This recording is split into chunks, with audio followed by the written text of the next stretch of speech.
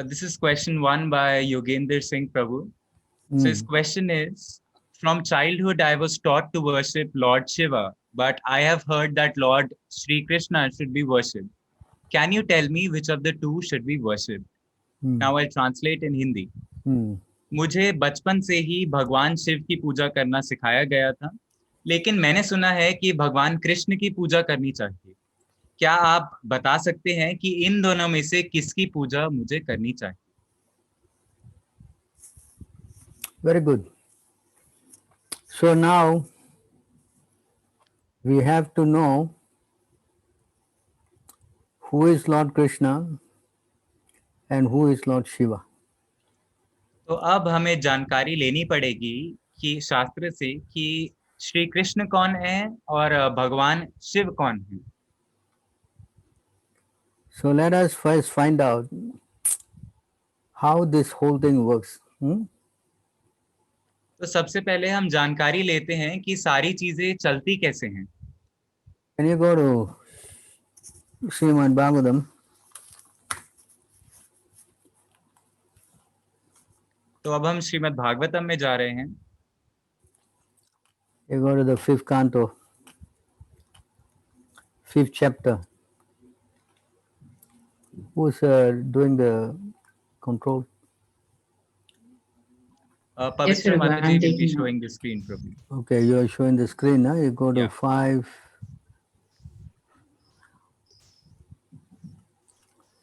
5:21-22. अब हम श्रीमद् भागवतम में जा रहे हैं. 5वें स्कंद के 5वें अध्याय के 21 और 22वें श्लोक पर. तो कोई जो इस श्लोकों को पढ़ना चाहता है वो अपना हाथ उठा सकता है या अपने आप को अनम्यूट करके वो श्लोक को पढ़ सकते हैं. श्लोक आपकी स्क्रीन पर है. Mataji ji, if you can go to the translation.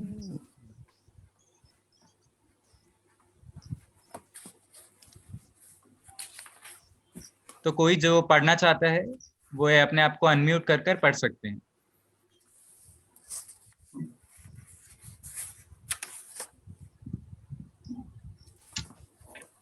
दो प्रकार की प्रकट शक्तियों आत्मा तथा जड़ पदार्थ में से जीव शक्ति वनस्पति, घास, वृक्ष तथा पौधे, जड़ पदार्थ पत्थर, पृथ्वी इत्यादि से श्रेष्ठ है. इन अचर पौधों तथा वनस्पतियों की तुलना में रेंगने वाले कीट तथा सरीसृप श्रेष्ठ हैं.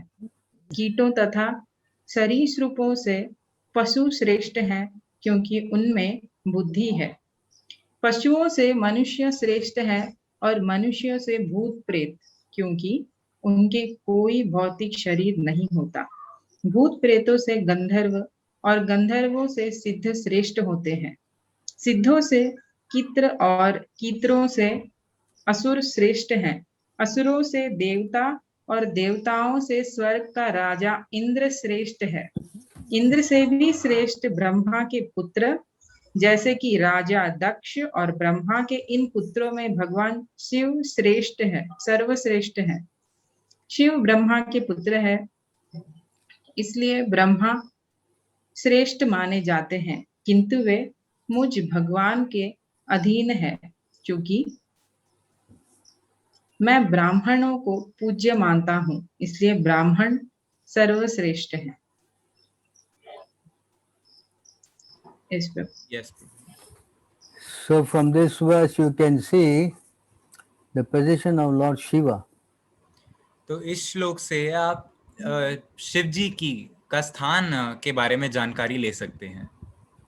So Lord Shiva, he came out of Lord Brahma. जो भगवान शिव हैं वे भगवान ब्रह्मा में से उत्पन्न हुए हैं. And of course Lord Brahma took birth from the navel of Lord Krishna or Vishnu. और जो भगवान ब्रह्मा हैं वे भगवान कृष्ण की या भगवान विष्णु की नाभि में से जन्म लिए हैं. So therefore Krishna is the original. इसलिए भगवान श्री कृष्ण पूर्ण पुरुषोत्तम भगवान हैं, सबसे उत्तम हैं. In the Bhagavad Gita chapter 10, text 8. अब हम इस चीज को भगवत गीता के 10वें अध्याय के 8वें श्लोक से समझेंगे।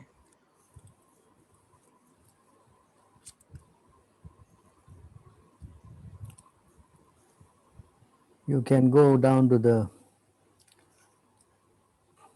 You can read the purport actually. Yes, Prabhu. You can read the words and the purport. No, Krishna Yes. is speaking. Yes. अहम सर्वस्य प्रभवो मत्तः सर्वं प्रवर्तते इति मत्वा भजन्ते मां बुद्धा भाव समन्विताः। मैं समस्त आध्यात्मिक तथा भौतिक जगत का कारण हूँ। प्रत्येक वस्तु मुझ ही से उद्भूत है। जो बुद्धिमान यह भली भांति जानता है वे मेरी प्रेमा भक्ति में लगते हैं तथा हृदय से पूरी तरह मेरी पूजा में तत्पर होते हैं। The purport as well, Prabhu. Yes. जिस विद्वान ने वेदों का ठीक से अध्ययन किया है और भगवान चैतन्य जैसे अधिकारियों से ज्ञान प्राप्त किया है तथा यह जानता हो कि इन उपदेशों का किस प्रकार उपयोग करना चाहिए, वही यह समझ सकता है कि भौतिक तथा आध्यात्मिक जगतों में मूल श्री कृष्ण ही हैं। इस प्रकार वे ज्ञान से वह भगवत भक्ति में स्थिर हो जाता है। वह व्यर्थ की टीकाओं से या मूर्खों के द्वारा कभी पथभ्रष्ट नहीं होता। सारा वैदिक साहित्य स्वीकार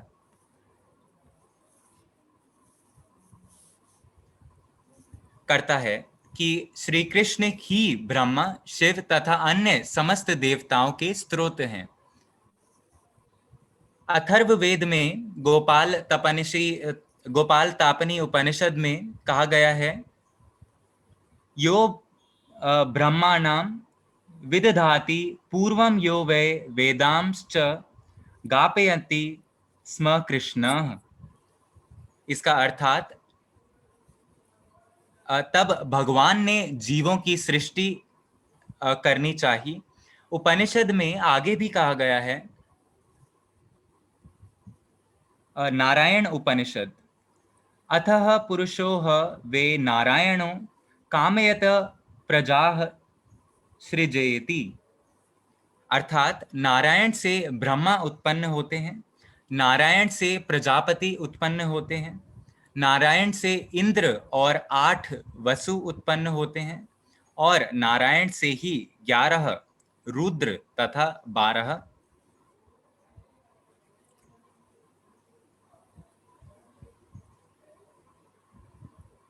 आदित्य उत्पन्न होते हैं।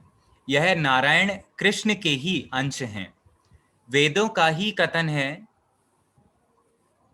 ब्रह्माण्यो देवकी पुत्र कृष्ण ही भगवान है। ये है नारायण उपनिषद 4 श्लोक से। तब यह कहा गया कि Mataji, is the screen visible? I'm not able to see the screen, I think. Okay, now I can see. Yeah. एको वै नारायण आसीन न ब्रह्मा नेशानो नापो नाग्नि समो नेमे द्याव आपृथ्वी न नक्षत्राणि न सूर्यः। सृष्टि के प्रारंभ में केवल भगवान नारायण थे, न ब्रह्मा थे, न शिव, न अग्नि थी, न चंद्रमा, न नक्षत्र और न सूर्य। महाउपनिषद 1 श्लोक। महाउपनिषद में यह भी कहा गया है कि शिवजी परमेश्वर के मस्तक से उत्पन्न हुए। अतः वेदों का कहना है कि ब्रह्मा तथा शिव के स्रष्ट भगवान की ही पूजा की जानी चाहिए। मोक्ष धर्म में कृष्ण कहते हैं, प्रजापतिम च रुद्रम चापि अहम एव सृजामि वे तौ हि माम न विजानीतो मम माया विमोहितौ। मैंने ही प्रजापतियों को, शिव तथा अन्यों को उत्पन्न किया, किंतु वे मेरी माया से मोहित होने के कारण यह नहीं जानते कि मैंने ही उन्हें उत्पन्न किया। वराह पुराण में भी कहा गया है, नारायणः परो देवस् तस्माद् जातश्च चतुर्मुखः तस्माद् रुद्रो भवद् देवः स च सर्वज्ञातां गतः। नारायण भगवान हैं जिनसे ब्रह्मा उत्पन्न हुए और फिर ब्रह्मा से शिव उत्पन्न हुए। भगवान कृष्ण समस्त उत्पत्तियों के स्रोत हैं और वे सर्व कारण कहलाते हैं। वे स्वयं कहते हैं, चूंकि सारी वस्तुएं मुझसे उत्पन्न हैं, अतः मैं सबों का मूल कारण हूं। सारी वस्तुएं मेरे अधीन हैं, मेरे ऊपर कोई भी नहीं है। कृष्ण से बढ़कर कोई परम नियंता नहीं है। जो व्यक्ति प्रामाणिक गुरु से या वैदिक साहित्य से इस प्रकार कृष्ण को जान लेता है, वह अपनी सारी शक्ति कृष्ण भावनामृत में लगाता है और सचमुच विद्वान पुरुष बन जाता है। उसकी तुलना में अन्य सारे लोग जो कृष्ण को ठीक से नहीं जानते, मात्र मूर्ख सिद्ध होते हैं। केवल मूर्ख ही कृष्ण को सामान्य व्यक्ति समझेगा। कृष्ण भावना भावित व्यक्ति को चाहिए कि कभी मूर्खों द्वारा मोहित न हो। उसे भगवत गीता की समस्त अप्रामाणिक टीकाओं एवं व्याख्याओं से दूर रहना चाहिए और दृढ़ता पूर्वक कृष्ण भावनामृत में अग्रसर होना चाहिए। Yes Prabhu. Very good. So from here you can see how Krishna is the supreme personality of Godhead. तो आप इस श्लोक से और तात्पर्य से समझ सकते हैं कि कैसे भगवान श्री कृष्ण ही परम पुरुषोत्तम भगवान हैं। So we have to first understand the position of Krishna. तो सबसे पहले हमें कृष्ण का वास्तविक स्थान समझने की आवश्यकता है। And Lord Shiva, he came as an expansion of Krishna. और जो शिव हैं वे कृष्ण से उत्पन्न हुए हैं।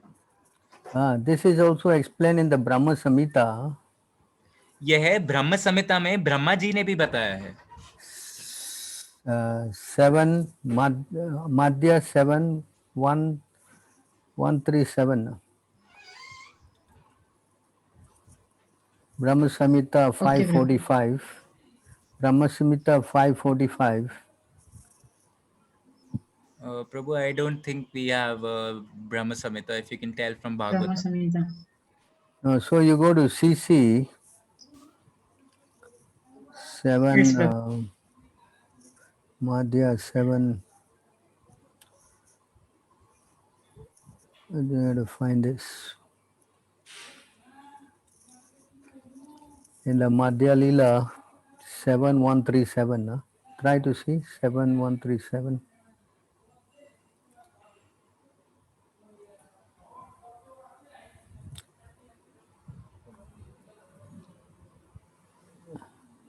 I don't think so. This is the verse, Prabhu. Purport. There's no purport in 7137. Oh, sorry. I can.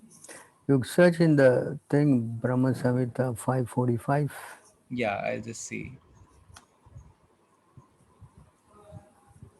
Chiram yatadhadi vikara visesas. Sorry, 157. 7157 Adilila. You can go to 7157 Adilila. Chiram yatadhadi vikara visesa yogan sanjhayate na hitata pratagasti hetu. Yat sambhutam apitata samupetya karyan govindamadi purusham tamaham bhajami. So in the purport you can see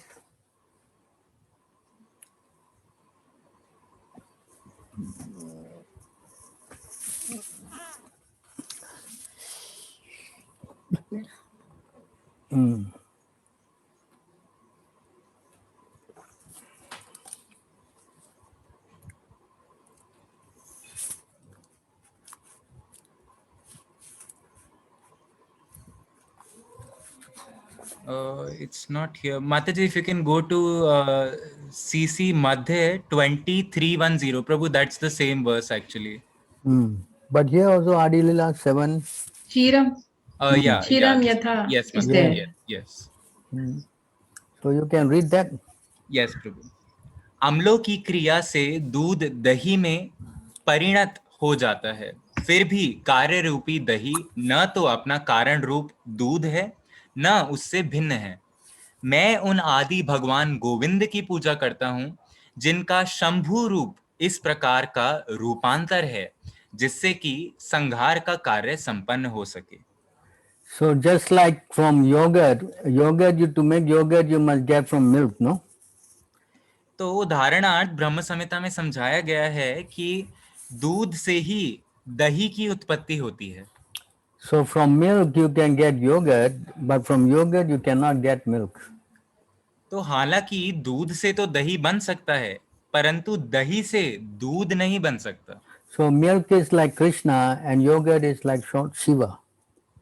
तो यही ब्रह्म संहिता में बताया गया है कि यह जो दूध है यह भगवान श्री कृष्ण है, और जो दही है जो कि दूध से ही बना है यह शिव है. So from milk, Krishna, you get Lord Shiva, the energy for destruction. तो ये जो दूध रूपी कृष्ण है, भगवान श्री कृष्ण है, इसी से वे दही रूपी शिव की उत्पत्ति हुई है, जो सृष्टि का संहार करते हैं. So in this way you can see the subordinate position of Lord Shiva. तो इसी तरीके से हम शिव की जो निम्न स्थान है उसे देख सकते हैं. वे कृष्ण से नीचे हैं. So the position of Krishna is supreme. Krishna का स्थान सर्वोत्तम है. Krishna's position is never minimized, you know. भगवान श्री कृष्ण का स्थान कभी छोटा नहीं समझा जा सकता. So this is explained in the story in Srimad Bhagavatam 10:88. Shrimad Bhagavatam के 10वें स्कंद में कहानी के द्वारा इस तत्व को समझाया गया है. So here in the story you can go 10:88:14, 10:88:13. From there you can start reading. Okay, Prabhu. Devki Mataji, you would like to read? Yes, Prabhu, I'll read, Prabhu. Hare Thank you, Prabhu. Hare Krishna. Hare Krishna, Prabhu. Please accept my humble obeisance. All glories to Srila Prabhupada. Accept mine to all glories, Prabhupada. Nice to see you. Thank you, Prabhu. Hare Krishna. I'll read, Prabhu. Yeah, you can read. इस संबंध में एक प्राचीन ऐतिहासिक विवरण बतलाया जाता है कि किस तरह वृक असुर को वर मांगने के लिए कहने से कैलाश पर्वत के स्वामी संकट में पड़ गए.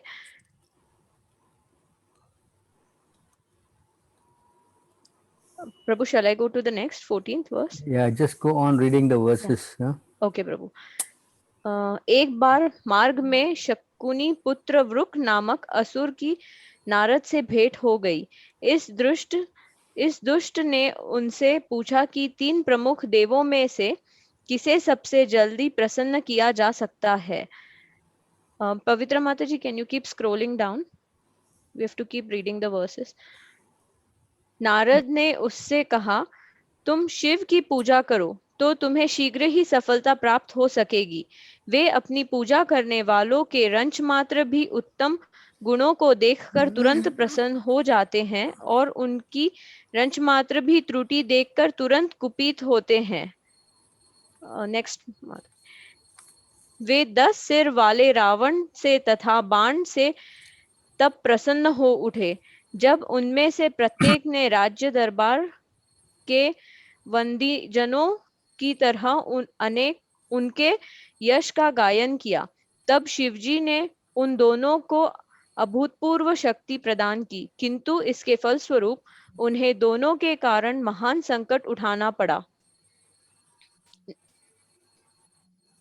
प्रभु, तात्पर्य, purport also? No, just read only the verses. Yeah. Okay. Shukdev Goswami ने कहा, इस प्रकार उपदेश पाकर वह असुर केदारनाथ में शिवजी की पूजा करने गया। वहां वह अपने शरीर से मांस के टुकड़े काट काट कर पवित्र अग्नि में, जो कि शिवमुख है, आहुति देने लगा। देवता का दर्शन न पाकर वक्रासुर हताश हो गया। अंत में 7वें दिन केदारनाथ की पवित्र नदी में अपने बाल भिगोकर तथा उन्हें गीला ही रहने देकर उसने एक कुल्हाड़ा उठाया और अपना सिर काटने लगा। लेकिन उसी क्षण परम दयालु शिवजी यज्ञ अग्नि से प्रकट हुए, जो साक्षात अग्निदेव जैसे लग रहे थे। उन्होंने असुर को आत्महत्या करने से रोकने के लिए उसकी दोनों बाहें पकड़ ली। जिस तरह ऐसी परिस्थिति में हम करेंगे शिवजी का स्पर्श करने से वक्रासुर एक बार फिर पूर्ण हो गया। माताजी नेक्स्ट।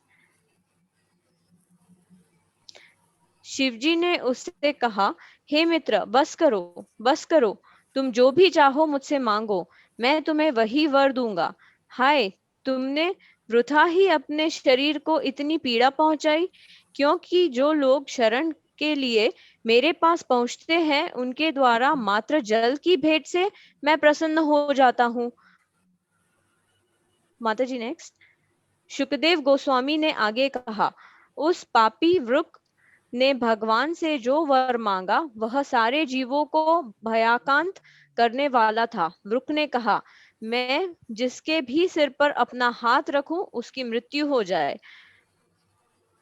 माताजी नेक्स्ट। यह सुनकर भगवान रुद्र कुछ विचलित से लगे।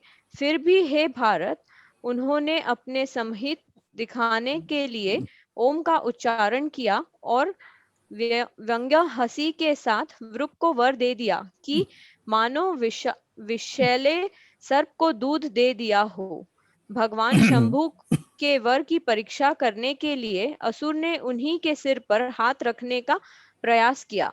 तब शिवजी को अपने किए हुए पर भय लगने लगा। जब असुर उनका पीछा करने लगा तो शिवजी भय से कांपते हुए उत्तर में स्थित अपने निवास से तेजी से भागने लगे। जहां तक पृथ्वी, आकाश तथा ब्रह्मांड के छोर हैं, वहां तक वे दौड़ते रहे।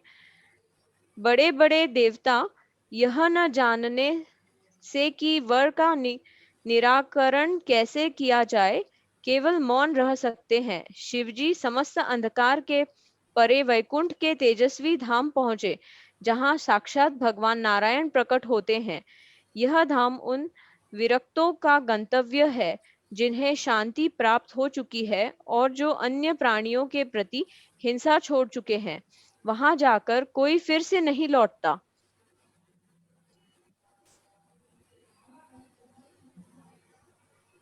अपने भक्तों के कष्टों को हरने वाले भगवान ने दूर से ही देख लिया कि शिवजी संकट में हैं। अतएव अपनी योग माया शक्ति से उन्होंने ब्रह्मचारी छात्र का रूप धारण कर लिया, जो उपयुक्त मेखला, मृग चर्म, दंड तथा जप माला से युक्त था और वक्रासुर के समक्ष आए। भगवान की आभा अग्नि के समान चमचमा रही थी। अपने हाथ में कुशा घास पकड़े हुए उन्होंने असुर का विनीत भाव से स्वागत किया। माताजी नेक्स्ट।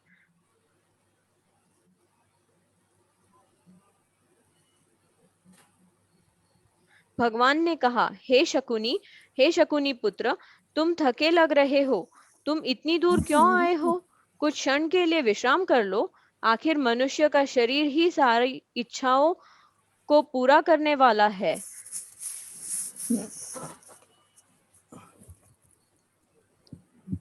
हे विभो, यदि आप हमें इस योग्य समझते हैं तो हम बतलाइए कि आप क्या करना चाहते हैं। सामान्यतः मनुष्य अन्यों से सहायता लेकर अपने कार्यों को सिद्ध करता है।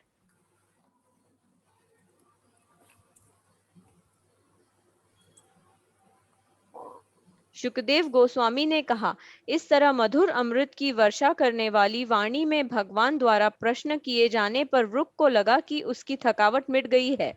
उसने भगवान से अपने द्वारा की गई हर बात बतला दी।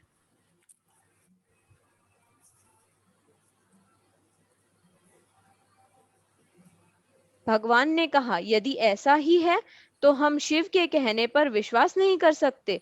शिव तो प्रेतों तथा पिशाचों के वही स्वामी हैं जिन्हें दक्ष ने एक मानव भक्षी पिशाच बनने का शाप दिया था।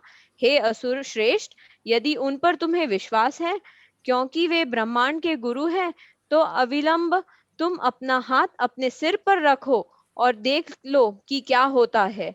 हे दानव श्रेष्ठ, यदि किसी तरह भगवान शंभु के शब्द असत्य सिद्ध होते हैं तो उस झूठे का वध कर दो, जिससे वह दोबारा झूठ ना बोल सके।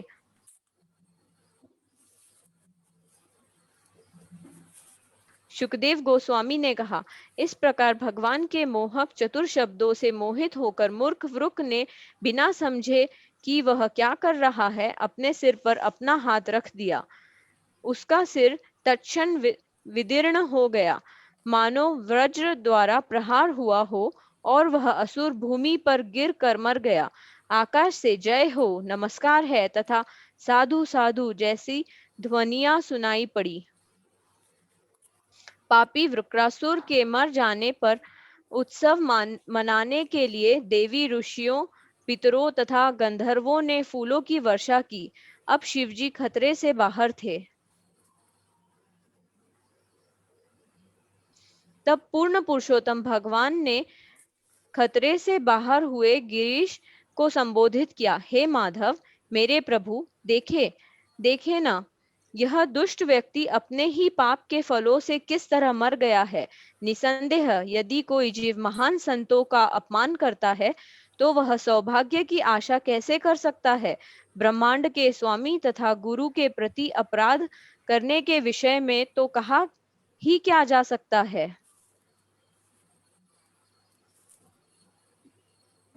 भगवान हरि साक्षात प्रकट परम सत्य परमात्मा तथा अचिंत्य शक्तियों के असीम सागर हैं।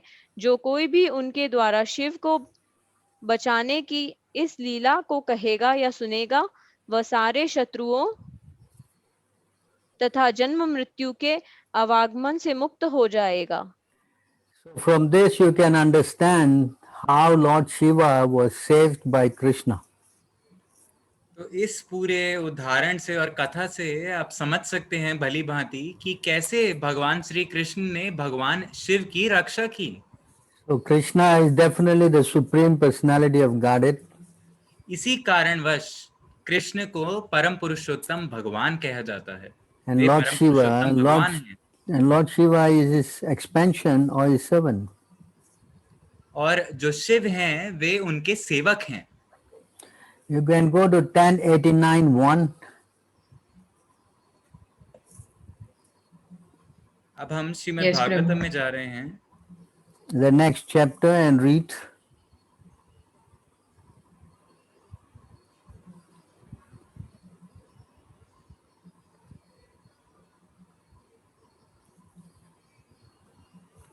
Can read 1 to 19. तो कोई है जो पढ़ना चाहता है? आप अपनी स्क्रीन पर श्लोक को देख पा रहे होंगे। कोई भी जो पढ़ना चाहता है अपने आप को अनम्यूट कर श्लोक पढ़िए। So can someone read this? सरस्वत्यास्तटे राजनृषया सप्तमासत् वितर्का संभूतेषां त्रिषु देशेषु को महान।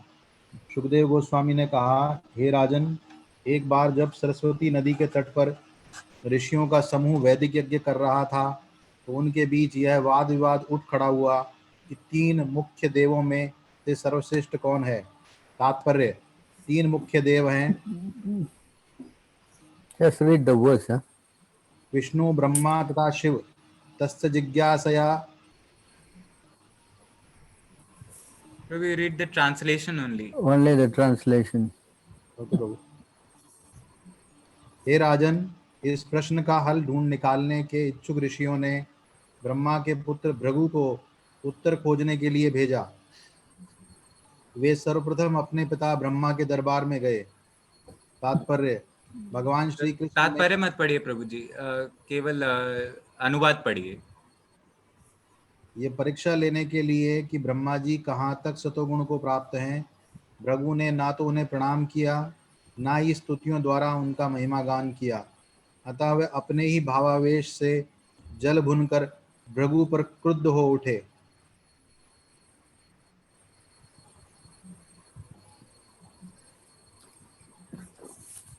यद्यपि उनके हृदय के भीतर अपने पुत्र के प्रति क्रोध उठ रहा था, किंतु ब्रह्मा जी ने अपनी बुद्धि के प्रयोग से उसे वैसे ही दबा लिया जिस तरह अग्नि अपने ही उत्पाद जल से बुझ जाती है।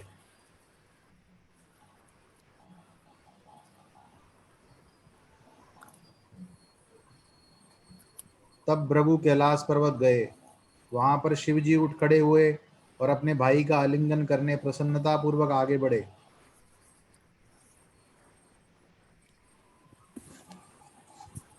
किंतु भृगु ने यह कहते हुए उनके आलिंगन का त्याग कर दिया कि आप तो विपथगामी हैं।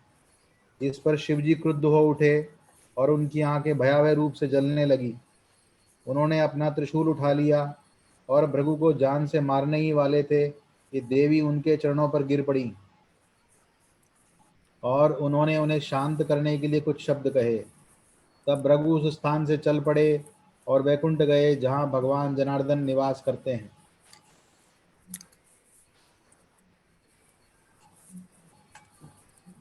वे भगवान के पास तक गए जो अपना सिर अपनी प्रियतमा श्री की गोद में रखकर लेटे थे, और वहां भृगु ने उनकी छाती पर पांव से प्रहार किया। तब भगवान आदर सूचित करने के लिए देवी लक्ष्मी सहित उठकर खड़े हो गए। अपने बिस्तर से उतरकर शुद्ध भक्तों के चरम लक्ष्य भगवान ने मुनि के समक्ष अपना सिर झुकाया और उनसे कहा, हे ब्राह्मण, आपका स्वागत है। आप इस आसन पर बैठें और कुछ क्षण विश्राम करें। हे प्रभु, आपके आगमन पर ध्यान न दे पाने के लिए हमें क्षमा कर दें।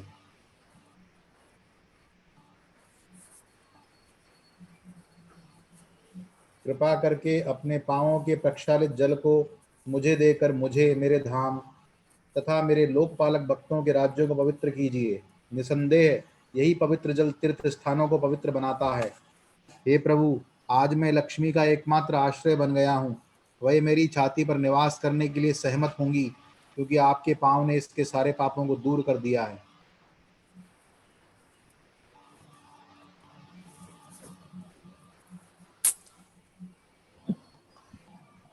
सुखदेव गोस्वामी ने कहा, भगवान वैकुंठ द्वारा कहे गए गंभीर शब्दों को सुनकर भृगु संतुष्ट तथा प्रसन्न हो उठे।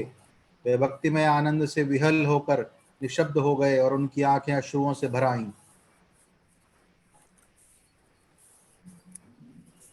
हे राजन, तब भृगु वैदिक विज्ञानों की यज्ञशाला में लौट आए और उनसे अपना सारा अनुभव कह सुनाया।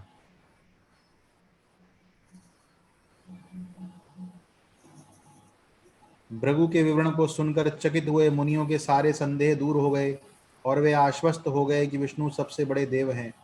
उन्हीं से शांति, निर्भयता, धर्म के अनिवार्य सिद्धांत, ज्ञान सहित वैराग्य, आठों योग शक्तियाँ तथा मन के सारे कलमक्षों को धो डालने वाली उनकी महिमा प्राप्त होती है।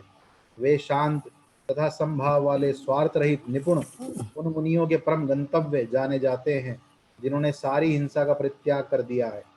उनका सबसे प्रिय स्वरूप शुद्ध सत्वमय है और ब्राह्मण उनके पूज्य देव हैं। तीव्र बुद्धि वाले व्यक्ति जिन्होंने आध्यात्मिक शांति प्राप्त कर ली है, निस्वार्थ भाव से उनकी पूजा करते हैं।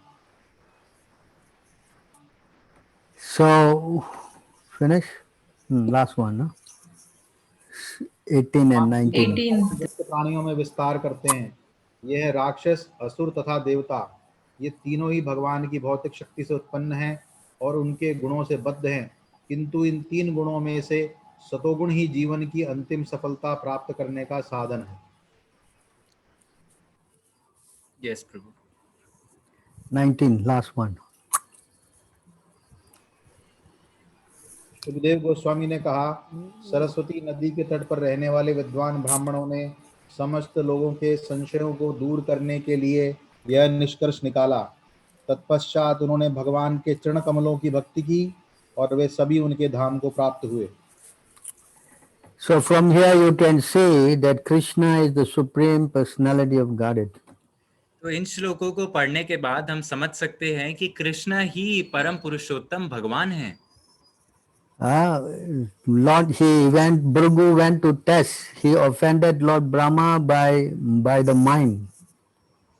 तो भृगु मुनि जो थे वे जांच करना चाहते थे कि ब्रह्मा कितने शक्तिशाली और सहनशील हैं, तो वे मन के द्वारा उनकी जांच किए ब्रह्मा जी की, And Brahma became angry. और ब्रह्मा तुरंत क्रोधित हो उठे। And then he went to Lord Shiva and he offended him verbally. फिर भृगु मुनि शिव के पास गए और शिव को उन्होंने वार्तालाप से क्रोधित कर उठा, And then Lord Shiva became angry. और वे भी क्रोधित हो गए, उन्होंने भी आपा खो दिया। Then he went to Lord Narayan. फिर Vaikuntha, भृगु मुनि अंतिम में नारायण के पास गए and he physically abused him by kicking him on the chest. और शारीरिक उन्होंने अपराध किया। कैसे कि उन्होंने अपनी भगवान विष्णु की छाती पर उन्होंने अपने पांव से वार किया, But the Lord never got angry. परंतु भगवान विष्णु कभी क्रोधित नहीं हुए। So from here he could understand who is the Supreme Personality of Godhead. तो इससे भृगु मुनि समझ गए और उन्होंने संदेश दिया कि कौन है परम पुरुषोत्तम भगवान। So Krishna's position is unique. That's why in Bhagavad Gita 2.2 you can read. Bhagavad Gita अब 2.2. हम भगवत गीता के दूसरे अध्याय के दूसरे श्लोक पर जाएंगे। Even Lord Brahma is Yes, saying, Prabhu. can you go 2.2?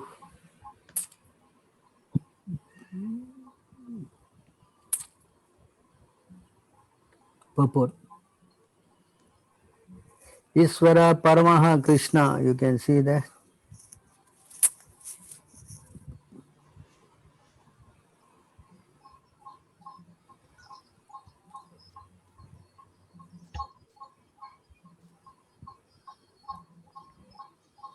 Yes, Prabhu. Yeah, can you chant this and read?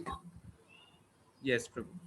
ईश्वर परम कृष्ण सच्चिदानंद विग्रह अनादिर आदिर गोविंदा सर्व कारण कारणम। ऐसे अनेक पुरुष हैं जो भगवान के गुणों से युक्त हैं, किंतु कृष्ण परम हैं क्योंकि उनसे बढ़कर कोई नहीं है। वे परम पुरुष हैं और उनका शरीर सच्चिदानंदमय है। वे आदि भगवान गोविंद हैं और समस्त कारणों के कारण हैं। ब्रह्म संहिता। So from here you can see Lord Brahma is saying of all controllers, the supreme controller is Krishna. तो यहाँ पर ब्रह्म संहिता पे से श्लोक से के द्वारा आप समझ सकते हैं कि भगवान ब्रह्मा कह रहे हैं कि कृष्ण ही परम नियंता हैं। And here he says Anadir, he has got no beginning. और यहाँ पर वे कह रहे हैं अनादिर, यानी कि कृष्ण का कोई शुरुआत नहीं है, भगवान की कोई शुरुआत नहीं है। And he is the beginning of everything. Anarid Adir is the source of everything. और अनादिर आदिर यानी कि कृष्ण से ही सभी चीजों की उत्पत्ति हुई है। And he is the cause of all causes. Sarva Karana Karanam. और सभी कारणों के भगवान श्री कृष्ण कारण भी हैं। You go to the one below, you can say Etacham Sa Kala Pumsham. Can read that also? Yes, Prabhu. Yeah, can continue reading, Akshay. Yes, Prabhu. Just a second, Prabhu. Yes. एतचं शकला पुंसा कृष्णस्तु भगवान् स्वयं इंद्रारी व्याकुलं लोकं मृद्यन्ति युगे युगे।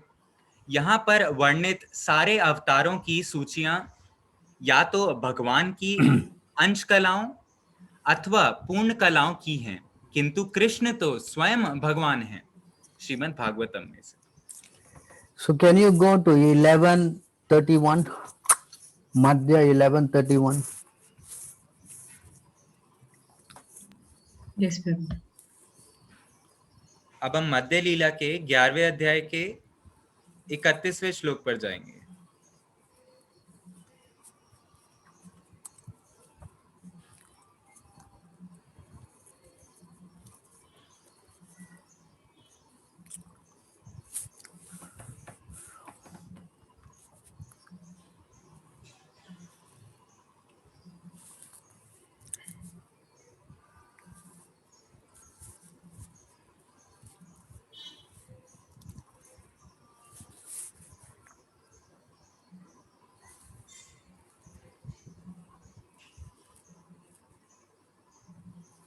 तो कोई जो इस श्लोक को पढ़ना चाहता है, आप स्वयं को अनम्यूट कर इस श्लोक को पढ़ सकते हैं। आप भाग लीजिए सत्र में, आप जितना प्रयास करेंगे पढ़ने का उतना हमारे लिए अच्छा है। आराधनानां सर्वेषां विष्णोराराधनं परं तस्मात् परतरं देवी तदीयानं समर्चनम्। शिव जी ने दुर्गा देवी से कहा, हे देवी, यद्यपि वेदों में देवताओं की पूजा की संस्तुति की गई है, लेकिन भगवान विष्णु की पूजा सर्वोपरि है। किंतु भगवान विष्णु की सेवा से भी बढ़कर है उन वैष्णवों की सेवा जो भगवान विष्णु से संबंधित है।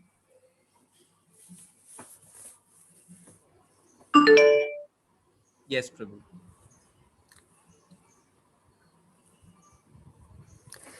So you can see from here that how Lord Shiva is telling Devi to worship Krishna.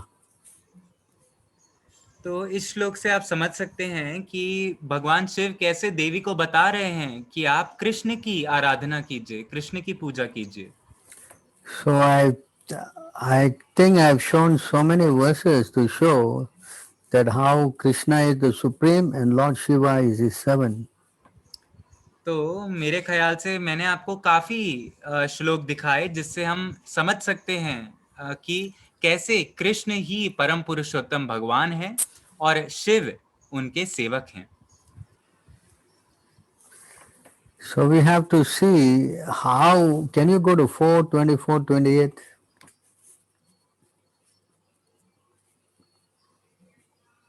Yes, sir. अब हम श्रीमद् भागवतम के चौथे स्कंद 24वें अध्याय के 28वें श्लोक पर जाएंगे।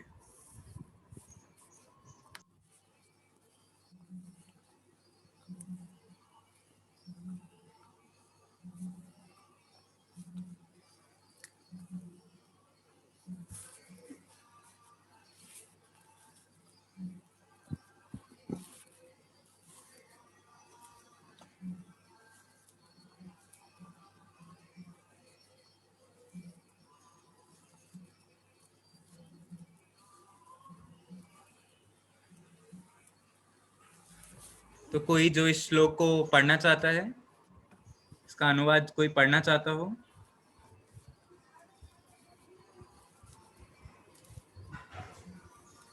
The translation, Prabhu, right? Yes. Shiv जी ने आगे कहा, जो व्यक्ति प्रकृति तथा जीवात्मा में से प्रत्येक के अधिष्ठाता भगवान कृष्ण के शरणागत हैं, वह वास्तव में मुझे अत्यधिक प्रिय है।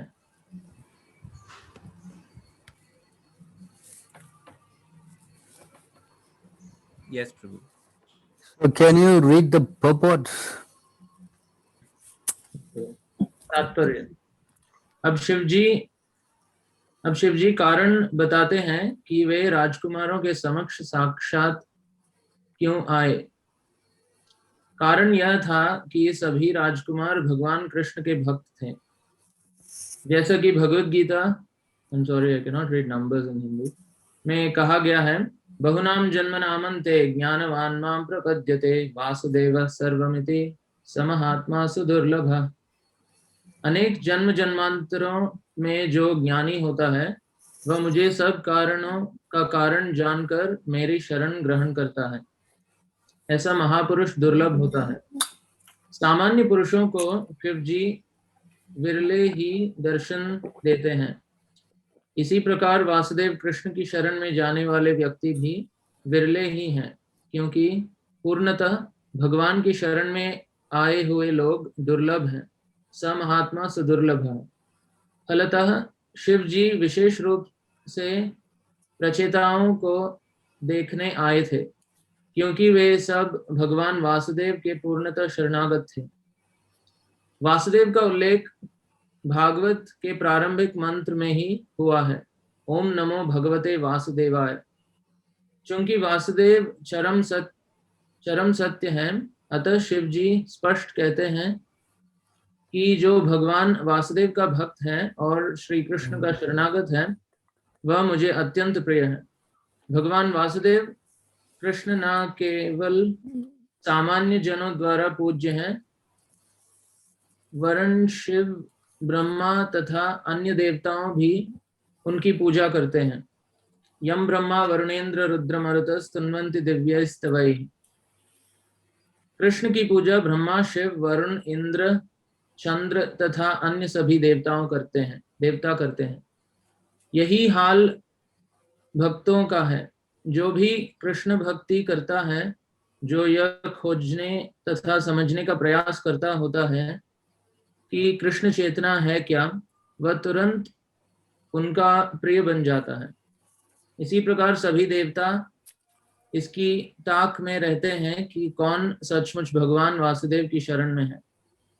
चूंकि प्रचेता राजकुमार वासुदेव के शरणागत थे, अतः शिव जी इच्छापूर्वक उनसे भेंट करने आए।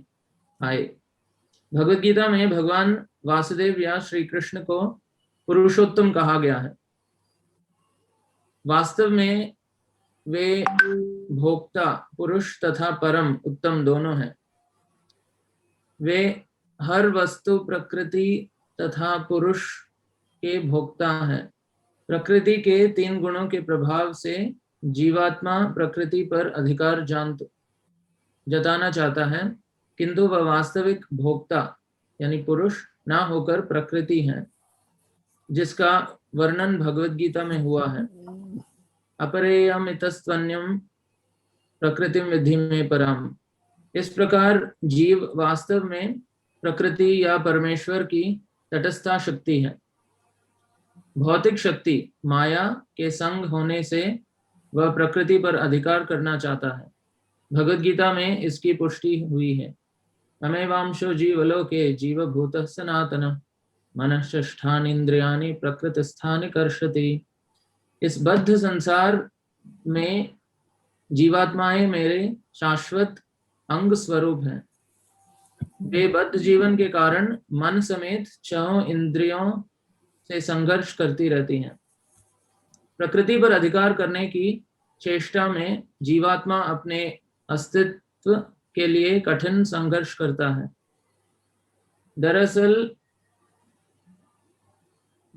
सुखोपभोग वह इतना कठिन श्रम करता है कि भौतिक साधनों का ठीक से उपभोग भी नहीं कर पाता। अतः वह कभी कभी जीव या प्रकृति कहलाता है, क्योंकि वह तटस्था शक्ति में स्थित होता है। जब जीवात्मा प्रकृति के 3 गुणों से आच्छादित होता है तो जीव संज्ञिता कहलाती है। जीवात्माएं 2 प्रकार की होती हैं, क्षर तथा अक्षर। क्षर वे हैं जो च्युत होकर बद्ध हो गई हैं, और अक्षर वे हैं जो बद्ध नहीं है। अधिकांश जीवात्माएं आध्यात्मिक जगत में रहती हैं और अक्षर कहलाती हैं। वे ब्रह्म पद पर होती हैं। वे 3 गुणों से बद्ध जीवात्माओं से भिन्न होती हैं। क्षर तथा अक्षर इन दोनों से ऊपर होने के कारण भगवान श्री कृष्ण अथवा वासुदेव को भगवद गीता में पुरुषोत्तम कहा गया है। निर्विशेषवादी वासुदेव को निर्गुण ब्रह्म बताते हैं, किंतु वास्तव में निर्गुण ब्रह्म कृष्ण के अधीन होते हैं, जिसकी पुष्टि भी भगवद गीता में हुई है। ब्रह्मणो ही प्रतिष्ठाहम। ब्रह्म संहिता में भी पुष्टि हुई है कि श्री कृष्ण ही निर्गुण ब्रह्म के स्रोत हैं, यस्य प्रभा प्रभवतो जगदंड कोटि। निर्गुण ब्रह्म श्री कृष्ण के शारीरिक तेज के अतिरिक्त और कुछ नहीं है, और इस तेज की किरणों में असंख्य ब्रह्मांड तैर रहे हैं। इस तरह सभी प्रकार से वासुदेव कृष्ण परमेश्वर हैं, और शिवजी भगवान के शरणागतों पर परम प्रसन्न रहते हैं। श्री कृष्ण यही चाहते हैं कि समर्पण पूर्णतः हो, जैसा कि भगवद गीता के अंतिम अध्याय में उन्होंने इंगित किया है, सर्वधर्मान परित्यज्य मामेकम शरणम व्रज। साक्षात शब्द भी महत्वपूर्ण है तथाकथित भक्त तो अनेक हैं, किंतु वास्तव में वे केवल कर्मी तथा ज्ञानी होते हैं, क्योंकि वे प्रत्यक्ष रूप से भगवान श्री कृष्ण के भक्त नहीं होते। कभी कभी कर्मी अपने कर्म का कर्मफल वासुदेव को अर्पित कर देते हैं, जो कर्मार्पणम कहलाता है। ये सकाम कर्म माने जाते हैं, क्योंकि कर्मी जन भगवान विष्णु को भी शिव तथा ब्रह्मा जैसे देवता मानते हैं। चूंकि वे विष्णु को देवताओं के समान पद पर मानते हैं, अतः उनके अनुसार देवताओं के प्रति समर्पण वासुदेव के प्रति समर्पण जैसा है। किंतु यहाँ पर इस मत का तिरस्कार हुआ है, क्योंकि यदि यह सत्य होता है, शिव जी कहते हैं कि मुझ में वासुदेव, विष्णु या ब्रह्मा में समर्पण एक ही है। किंतु शिव जी ऐसा नहीं कहते, क्योंकि वे स्वयं वासुदेव की शरण में जाते हैं, और जो कोई भी वासुदेव की शरण में जाते हैं वह उन्हें परम प्रिय है। यहाँ पर इसका स्पष्ट वर्णन हुआ है। निष्कर्ष यह है कि शिव का भक्त शिव को प्रिय नहीं है, किंतु भगवान कृष्ण का भक्त शिव को अत्यंत प्रिय है। So I think this has sufficiently cleared the point that Krishna is the Supreme Personality of Godhead, and Lord Shiva is very happy if everyone become his devotee. In fact, Lord Shiva will also worship the person who have surrendered to Krishna. तो इस तात्पर्य से और इन श्लोकों से हमें ये समझ आना चाहिए कि, और एकदम स्पष्ट तरीके से हमें ये समझ आना चाहिए कि भगवान कृष्ण ही परम पुरुषोत्तम भगवान हैं और शिव उनके सेवक हैं, और जो भगवान श्री कृष्ण के भक्त होते हैं उनका स्थान ऐसा है कि ऐसे भक्तों को भगवान शिव भी पूजते हैं। Is it clear? तो आपको यह साफ है? I think Yogendra Prabhu, who had asked this question, has also joined lately. So he said, does he understand? तो योगेंद्र प्रभु, आपको समझ में आया?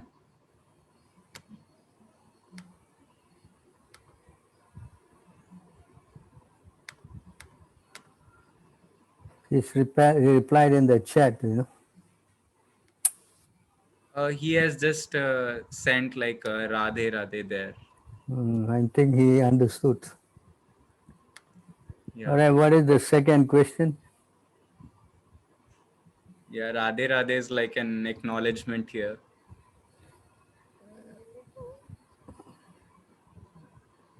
What is the second question? Yeah, Prabhu, Mataji is taking up. I hope everybody is clear on this point. Yes, he told me that from the beginning, actually, Yes, Prabhu, Prabhu. that's the fact that from the beginning we are taught you speak Om Namah Shivaya, Om Namah Shivaya. Then we think this Om is actually Lord Shiva only, and every month is associated with him only. So that's what his question was, that I want to understand why people say that you should worship Lord Krishna when we have been given this training that we worship only Shiva. So because you are not hearing from an authority, तो प्रभु इसका एक और कारण बता रहे हैं योगेंद्र प्रभु, ये ऐसा हुआ है क्योंकि हम प्रामाणिक गुरु से हम यह चीजें नहीं, यह जानकारी नहीं ले रहे कि भगवान है कौन। that's the problem. Everyone is confused and we listen from them. Everyone will say something.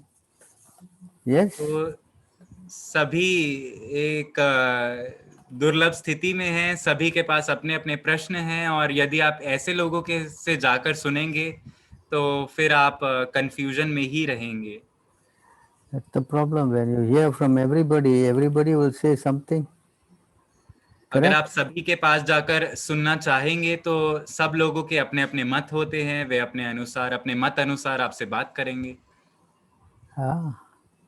Everybody will say their own opinion, no? सभी अपने मत आपके सामने रखेंगे। But if you read all the thing completely, then you will understand who is the supreme. परंतु जब आप शास्त्र से भगवान को समझने का प्रयास करेंगे, पूर्णतः आप तब भगवान को समझ सकेंगे। Every Puran will say Everything is supreme, you know. Prabhu, can you repeat? Can you go to this verse better? Madhya Lila 21:45. Yes, Prabhu.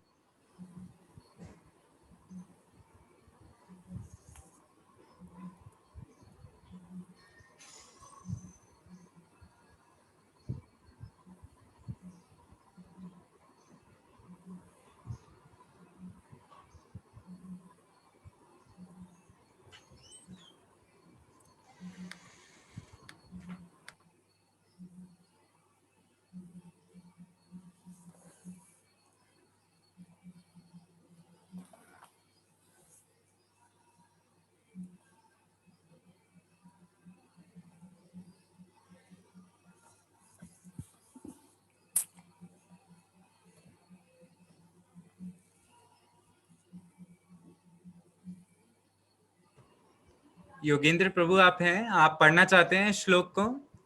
श्लोक का आप ट्रांसलेशन पढ़ सकते हैं, अनुवाद आप अपनी स्क्रीन पर देख पा रहे होंगे। अगर आप हैं तो अनम्यूट करिए अपने आप को योगेंद्र प्रभु, और आप पढ़ सकते हैं अनुवाद, आपकी स्क्रीन पर है अनुवाद। Okay, I think he is not there. Shall I read, Prabhu? Please. वैदिक शास्त्र तथा पुराण अनेक प्रकार के हैं, जिनमें से प्रत्येक में विशेष देवताओं का वर्णन प्रमुख देवताओं के रूप में पाया जाता है। यह समस्त चर तथा अचर प्राणियों में मोह उत्पन्न करने के लिए है। उन्हें निरंतर ऐसी ही कल्पनाओं में लगे रहने दो, किंतु जब इन सारे वैदिक शास्त्रों का सामूहिक विश्लेषण किया जाता है, तब निष्कर्ष यही निकलता है कि भगवान विष्णु ही एकमात्र पूर्ण पुरुषोत्तम भगवान है। Next verse.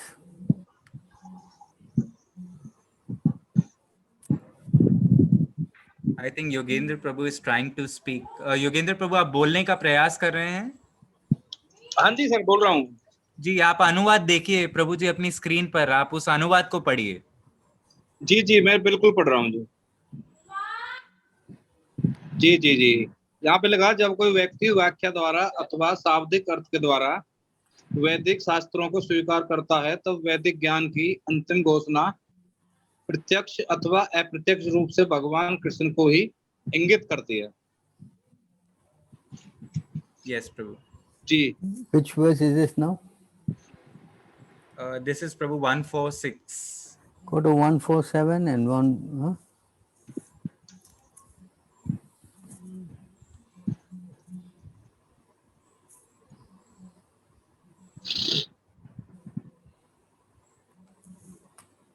भगवान कृष्ण ने कहा, सारे वैदिक शास्त्रों का प्रयोजन क्या है, उनका लक्ष्य किस पर केंद्रित होता है, सारे चिंतन का लक्ष्य कौन है, इन बातों को मेरे अतिरिक्त कोई नहीं जानता। अब तुम यह जान लो। जी। माता जी, you can scroll down.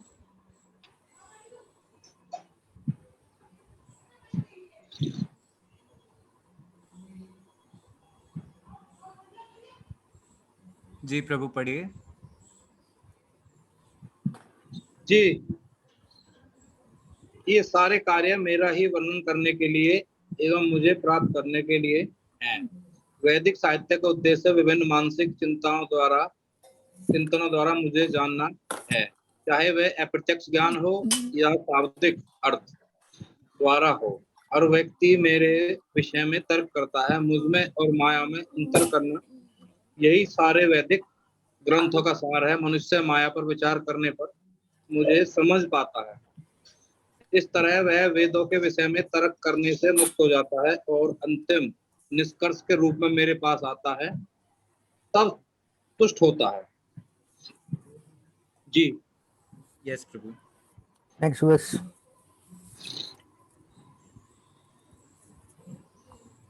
जी प्रभु, अनुवाद पढ़िए। जी। कृष्ण का दिव्य स्वरूप अनंत है और उनका ऐश्वर्य अपार है। वे अंतरंगा, बहिरंगा तथा तटवस्था शक्तियों के स्वामी हैं। जी। यस प्रभु। What is the next verse? जी। भौतिक तथा आध्यात्मिक दोनों ही जगत कृष्णा की क्रमशः हैं, बहिरंगा तथा अंतरंगा शक्तियों के रूपांतर हैं। अतएव भौतिक तथा आध्यात्मिक सृष्टियों के मूल स्रोत श्री कृष्ण ही हैं। Next verse.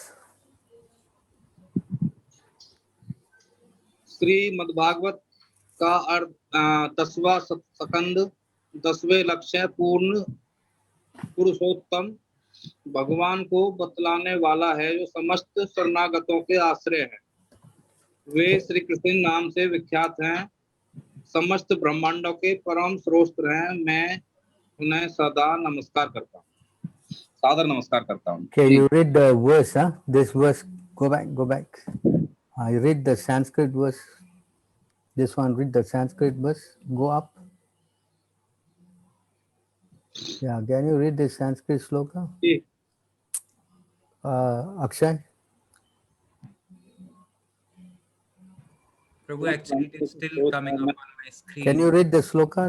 Dasame dasamam lakshyam asritasya vikraham Sri Krishna kyam param dhama jagad dhama namami tad. That's a Sanskrit, huh? So, okay, I guess we have proof beyond all reasonable doubt that Krishna is the Supreme and Lord Shiva is in expansion, who is actually not the Supreme but the servant of Krishna. तो योगेंद्र प्रभु, अब हमने शास्त्र के प्रमाण से आपको दिखा दिया है कि परम पुरुषोत्तम भगवान जो हैं वे श्री कृष्ण ही हैं। भगवान शिव जो हैं वे श्री कृष्ण में से उत्पन्न हुए हैं, उनके एक छोटे से रूप हैं और उनके सेवक हैं। And Lord Shiva is asking every one of us to worship Krishna. और जो शिव हैं, यहाँ तक कि वे सभी शास्त्र में यही बताते हैं कि आप भगवान श्री कृष्ण की ही पूजा कीजिए। All right, so what is the next question? तो अब हम अपने अगले प्रश्न पर जाएंगे।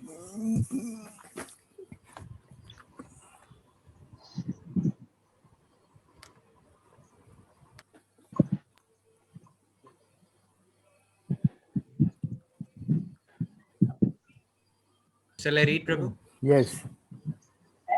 तो दूसरा क्वेश्चन है, अंग्रेजी में मैं पहले पढ़ रहा हूँ। Is old age only the right time to do भक्ति? प्रश्न 2 यह है कि क्या बुढ़ापा ही भक्ति करने का सही समय है, यानी कि भक्ति करने के लिए सही समय है? What guarantee is that you will reach to old age? तो प्रभु इस प्रश्न का उत्तर में कह रहे हैं कि आपको क्या गारंटी है कि आप बुढ़ापे तक पहुंचेंगे भी? What guarantee is that you can reach to old age? आपके पास गारंटी है ही क्या कि आप बुढ़ापे तक पहुंचेंगे अपने जीवन काल में? In Kali Yuga, it says that man has got short lives. कलयुग में कहा गया है कि आदमी के पास बहुत कम उम्र होती है। Yes. Can you go to 1:10? Yes, Prabhu. Srimad Bhagavatam 1:10. Yes, Prabhu.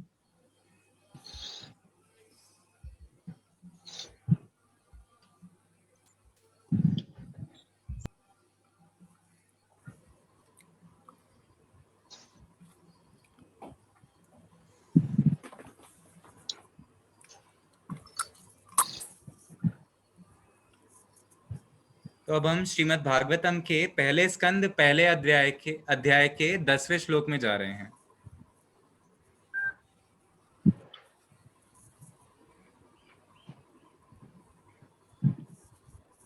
Yeah, good.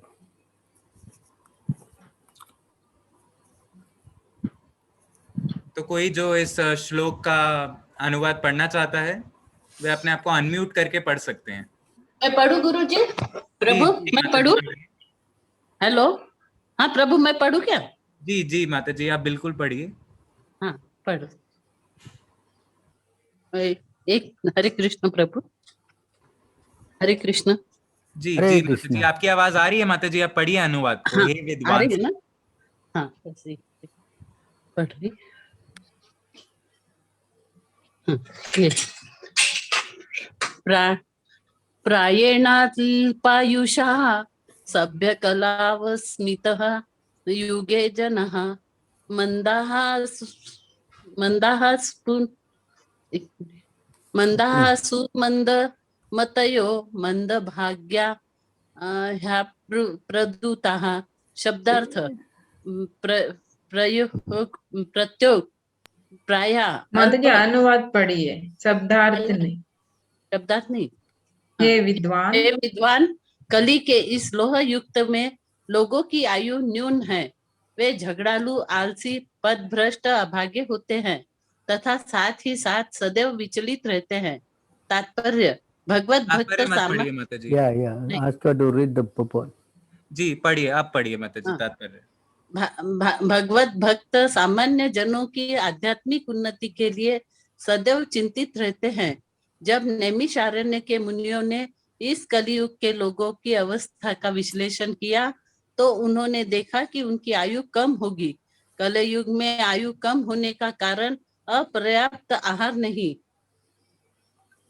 आहार नहीं अपितु अनियमित आदतें हैं। आदतों को नियमित करके तथा सादा भोजन करके कोई भी व्यक्ति अपना स्वास्थ्य बनाए रख सकता है। अधिक भोजन करना, अधिक इंद्रिय तृप्ति, दूसरों की दया पर अत्यधिक आश्रित रहना एवं रहन सहन के कृत्रिम मानक मनुष्य को प्राण शक्ति तक को चूस लेते हैं। फलस्वरूप जीवन की अवधि घट जाती है। इस युग के लोग न केवल भौतिक दृष्टि से अपितु आत्म साक्षात्कार के मामले में भी अत्यंत आलसी हैं। यह मनुष्य जीवन विशेष रूप से आत्म साक्षात्कार के लिए मिला है, अर्थात मनुष्य को जानना चाहिए कि मैं क्या हूँ, संसार क्या है और परम सत्य क्या है। मनुष्य जीवन वह साधन है जिससे जीव इस भौतिक जगत में कठिन जीवन संघर्ष के कष्टों को मिटा सकता है और अपने सनातन घर भगवत धाम को लौट सकता है। किंतु भ्रष्ट शिक्षा पद्धति के कारण लोगों में आत्म साक्षात्कार की इच्छा ही नहीं उठती। यदि वे इसके विषय में जानते भी हैं तो दुर्भाग्यवश वे पद भ्रष्ट शिक्षकों के शिकार बन जाते हैं। आगे, इस युग में लोग न केवल विभिन्न राजनीतिक वर्गों तथा दलों के शिकार हैं, अपितु विभिन्न प्रकार के इंद्रिय तृप्ति करने वाले विपथनों से भी ग्रस्त है, जैसे कि सिनेमा, खेल कूद, जुआ, क्लब, संसारी पुस्तकालय, बुरी संगति, धूम्रपान, मदिरापान, छलावा, चोरी, मनमुटाव आदि आदि आदि अनेकानेक व्यस्तताओं के कारण उनके मन सदैव विचलित एवं चिंताओं से ग्रस्त रहते हैं। इस युग में अनेक धूर्त लोग अपने अपने धार्मिक पंथ खड़े कर देते हैं जो किन्हीं शास्त्रों पर आधारित नहीं होते और प्राय ऐसे लोग ही जो इंद्रिय तृप्ति के व्यसनी हैं ऐसी संस्थाओं के प्रति आकृष्ट होते रहते हैं। फलस्वरूप धर्म के नाम पर अनेक पाप कर्म किए जाते हैं, जिसके कारण लोगों को न तो मानसिक शांति मिल पाती है न स्वास्थ्य लाभ हो पाता है। अब छात्र ब्रह्मचारी वर्ग का पालन नहीं किया जाता और गृहस्थ लोग गृहस्थाश्रम के विविध विधि विधानों का पालन नहीं करते। फलस्वरूप तथाकथित वानप्रस्थ तथा सन्यासी जो ऐसे गृहस्थाश्रमों से आते हैं अपने कठोर पद से आसानी से विचलित हो जाते हैं। कलयुग में सारा परिवेश श्रद्धा विहीनता से पूर्ण है। लोग अब आध्यात्मिक मूल्यों में रुचि नहीं दिखाते। अब तो भौतिक इंद्रिय तृप्ति ही सभ्यता का मानदंड बनी हुई है। ऐसी भौतिक सभ्यता को बनाए रखने के लिए मनुष्य ने जटिल, आगे बढ़ाइए माता जी, आगे बढ़ाइए, जटिल किस्म के राष्ट्रों तथा समुदायों का निर्माण किया है और विभिन्न गुटों में निरंतर प्रत्यक्ष तथा शीत युद्ध की आशंका बनी रहती है। अतएव आज के मानव समाज के विकृत मानदंडों के कारण आध्यात्मिक स्तर को उठा पाना अत्यंत कठिन हो गया है। नैमिषारण्य के ऋषि मुनि पतितात्माओं को मुक्त करने के लिए उत्सुक हैं। अतएव वे श्रील सूत गोस्वामी से उपचार पूछ रहे हैं। भूरिनी भूरि कर्माणि Haribol, श्रोतव्यानि। okay, stop there. नहीं माता जी। You cannot show her things, then she will continue reading. Huh? Just try to limit it there, then she knows. Stop. No? All right. Can you go to 766? तो अब हम श्रीमद् भागवतम के 7वें स्कंद 6ठे अध्याय के 6ठे श्लोक पर जाएंगे।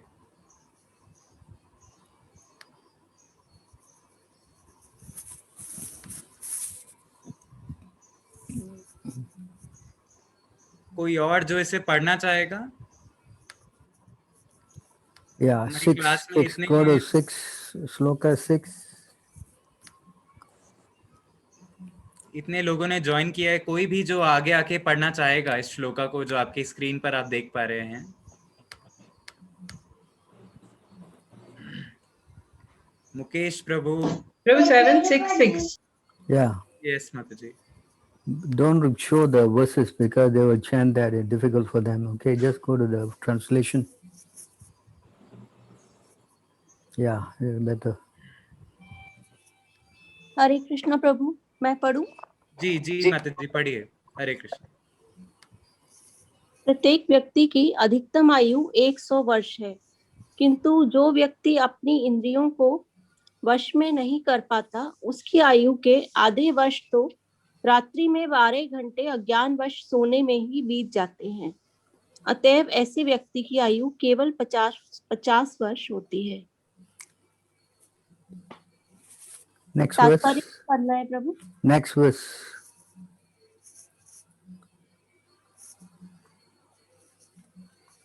पढ़िए माता जी। मनुष्य अपने बाल्यकाल की कोमल अवस्था में जब सभी मोहग्रस्त होते हैं 10 वर्ष बिता देता है। इसी प्रकार किशोर अवस्था में खेलकूद में लगकर वह अगले 10 वर्ष बिता देता है। इस प्रकार 20 वर्ष व्यर्थ चले जाते हैं। इसी तरह से वृद्धावस्था में जब मनुष्य अक्षम हो जाता है और वह भौतिक कार्यकलाप भी संपन्न नहीं कर पाता,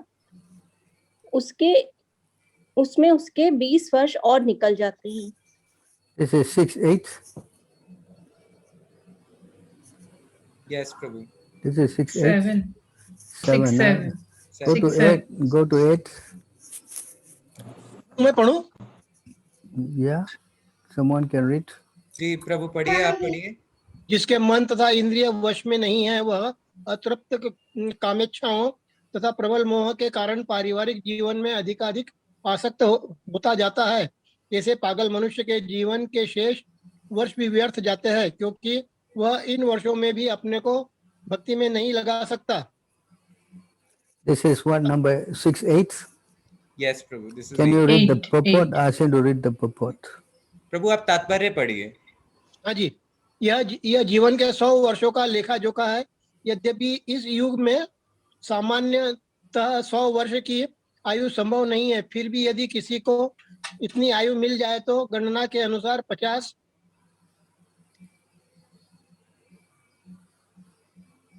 वर्ष सोने में व्यर्थ जाते हैं, 20 वर्ष बचपन तथा किशोर अवस्था में और 20 वर्ष असक्तता यानी जरा व्याधि बीमारी में निकल जाते हैं। इस तरह केवल कुछ ही वर्ष बचते हैं, लेकिन ये वर्ष भी गृहस्थ जीवन में अत्यधिक आसक्त रहने से ईश्वर भावनामृत के बिना ही व्यर्थ बीत जाते हैं। अतः मनुष्य को जीवन के प्रारंभिक काल में पूर्ण ब्रह्मचारी बनने, फिर यदि ये वह गृहस्थ बनता है तो विधि विधानों का पालन करते हुए इंद्रिय का निग्रह में सिद्ध बनने का प्रशिक्षण मिलना चाहिए। गृहस्थ जीवन के बाद वानप्रस्थ जीवन स्वीकार करके जंगल जाना चाहिए और तब संन्यास लेना चाहिए। यही जीवन की पूर्णता है। जो लोग जीवन के प्रारंभ से ही इंद्रियों को वश में नहीं कर पाते, उन्हें केवल इंद्रिय तृप्ति के लिए ही ही शिक्षित किया जाता है, जैसे हम पाश्चात्य देशों में देख चुके हैं। इस प्रकार 100 वर्ष की पूरी आयु व्यर्थ और दुरुपयोग में जाती है। मृत्यु के समय जब मनुष्य दूसरे शरीर में देहांतरण करता है तो यह आवश्यक नहीं कि मनुष्य का ही शरीर मिले। 100 वर्ष के अंत में जो व्यक्ति तपस्या में जीवन में मनुष्य की तरह कर्म नहीं करता, वह कुकर, शुकर या बिल्ली के शरीर को पुनः धारण करता है। अतः एवं कामेच्छाओं तथा इंद्र तप्ति का यह जीवन अत्यंत विपदाग्रस्त है। Yes, Prabhu. Can you go to 761?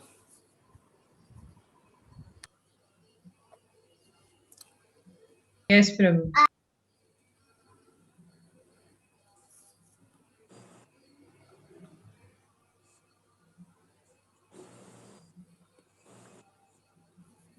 Can Akshay, Yes, Akshay, you, पढ़ना है। so in this verse 761, can you read this? Prahlad महाराज ने कहा, यहीं से पढ़ना है प्रभु। जी प्रभु पढ़िए जी। प्रहलाद महाराज ने कहा, पर्याप्त बुद्धिमान मनुष्य को चाहिए कि वह जीवन के प्रारंभ से ही अर्थात बाल्यकाल से ही अन्य सारे कार्यों को छोड़कर भक्ति कार्य के अभ्यास में इस मानव शरीर का उपयोग करे। यह मनुष्य शरीर अत्यंत दुर्लभ है और अन्य शरीरों की भांति नाशवान होते हुए भी अर्थपूर्ण है, क्योंकि मनुष्य जीवन में भक्ति संपन्न की जा सकती है। यदि निष्ठा पूर्वक किंचित भी भक्ति की जाए तो पूर्ण सिद्धि प्राप्त हो जाती है। तात्पर्य पढ़ूं प्रभु? Yes, yes. वैदिक सभ्यता तथा वेदाध्ययन का सारा उद्देश्य मनुष्य जीवन में भक्ति की पूर्ण अवस्था प्राप्त करना है। अतएव वैदिक प्रणाली के अनुसार जीवन के प्रारंभिक काल से ही ब्रह्मचर्या प्रणाली चलाई जाती है, जिससे बाल्यकाल से ही 5 वर्ष की अवस्था में मनुष्य अपने कर्मों को इस तरह मोड़े कि वह ढंग से पूर्ण रूपेण भक्ति में प्रवृत्त हो सके, जैसे कि भगवद गीता 2.40 में पुष्टि की गई है। स्व अल्प धर्म महतो भयात। जी प्रभु आगे पढ़िए। धर्मस्य त्रातो महतो भयात, इस पंथ पर की गई अल्प प्रगति भी मनुष्य को अत्यंत घातक भय से बचा सकती है। वैदिक साहित्य के निर्णयों से संदर्भ न रखने के कारण आधुनिक सभ्यता मानव समाज के सदस्यों के प्रति इतनी क्रूर है कि बच्चों को ब्रह्मचारी बनने की शिक्षा देने के बजाय माताओं को शिक्षा देती हैं कि जनसंख्या न बढ़ने देने के लिए वे गर्भ में ही अपने बच्चों को मार दे, और यदि भाग्यवश बालक बच जाता है तो उसे इंद्रिय तृप्ति के लिए ही शिक्षित किया जाता है। इस तरह धीरे धीरे सारे संसार में मानव समाज में जीवन की पूर्णता के प्रति रुचि का ह्रास हो रहा है। निसंदेह लोग कुकरों सुकरों की भांति जी रहे हैं और वे 84 लाख निम्न जीव योनियों में देहांतरण करने की तैयारी करके अपने मनुष्य जीवन अवधि को व्यर्थ गवा रहे हैं। कृष्ण भावनामृत आंदोलन लोगों को भक्ति करना सिखलाकर मानव समाज की सेवा करने के लिए उत्सुक है, जिससे मनुष्य पुनः पशु जीवन में न जा गिरे।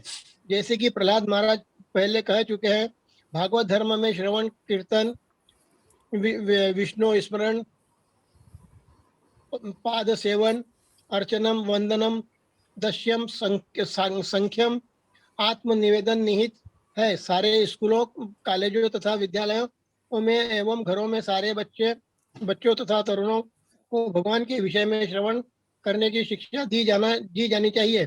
दूसरे शब्दों में उन्हें इसकी शिक्षा दी जानी चाहिए कि वे भगवत गीता के उपदेश को सुनकर उन्हें अपने जीवन में उतारे और इस प्रकार भक्ति में सशक्त बने तथा पशु जीवन में पतित होने से भय पति होने के भय से मुक्त हो। इस कलयुग के लिए भागवत धर्म का अनुसरण अत्यंत सरल बना दिया गया है। शास्त्र का कथन है, हरे नाम हरे नाम हरे हरे नाम नामेव हरे केवलम नाम कलौ नास्ते नाम नास्ते केवलम गतिर अन्यथा। कलौ नस्त्य एव नस्त्य एव नस्त्येव गतिर गतिर न था। मनुष्य को केवल हरे कृष्ण महामंत्र कीर्तन करने की आवश्यकता है। जो भी इस महामंत्र का कीर्तन करता है उसका हृदय शुद्ध हो जाएगा और वह जन्म मृत्यु के चक्कर से बच जाएगा। Yes, Prabhu. Can you go to 428:15? So in this verse, you can Yes, see that how you must start this program as early as possible. तो इस श्लोक के द्वारा अभी हमने यह समझने का प्रयास किया कि हमें कृष्ण भावनामृत को बचपन से ही सीखने की आवश्यकता है, जितनी जल्द से जल्द हो सके उतनी जल्दी। Yeah, because you never say you do when you're old. इस श्लोक में तो ऐसा कहीं कहा नहीं गया कि आप जब बुढ़ापे का इंतजार कीजिए और बुढ़ापे में जब आप आएंगे तब आरंभ कीजिए Krishna भावनामृत। Because it says as soon as possible. हमें भक्त बनने की आवश्यकता है, जितनी जल्दी हो उतनी जल्दी। Especially when you're young, you're not disturbed by lust, anger, greed, so many things, you know. और जब आप यंग हैं, जब आप युवा अवस्था में हैं, तब आपको यही आंदोलन में भाग लेना चाहिए, आपको अपनी भक्ति प्रारंभ करनी चाहिए। So if you learn this at a young age, how to do tapasya, तो अगर आप इस तपस्या को सीखेंगे युवा अवस्था में ही, so this will be an asset for you as you grow older. तो यह आपके लिए एक वरदान रूपी साबित होगा जब आप बूढ़े होंगे। तो To practice all this at the old age is very difficult. परंतु यदि आप सोचें कि मैं बुढ़ापे में आकर भक्ति करूं तो यह तो असंभव है, यह बहुत कठिन है। That's why it says tapasya brahmacharyena. At a young age we should start. इसीलिए कहा गया है तपस्या ब्रह्मचर्य ना, कि आपको शुरुआत से ही शुरू करना पड़ेगा, आरंभ करना पड़ेगा बचपन से ही। Can you go to this verse? Huh? Can they read this? 428:15. 428:15. Yeah, purport. Read the purport. माता जी, can you clear the screen? Yogendra प्रभु, आप अपनी स्क्रीन पर पेन यूज कर रहे हैं। माता जी, can you clear? Can you clear the screen? Who's drawing like that? Yeah.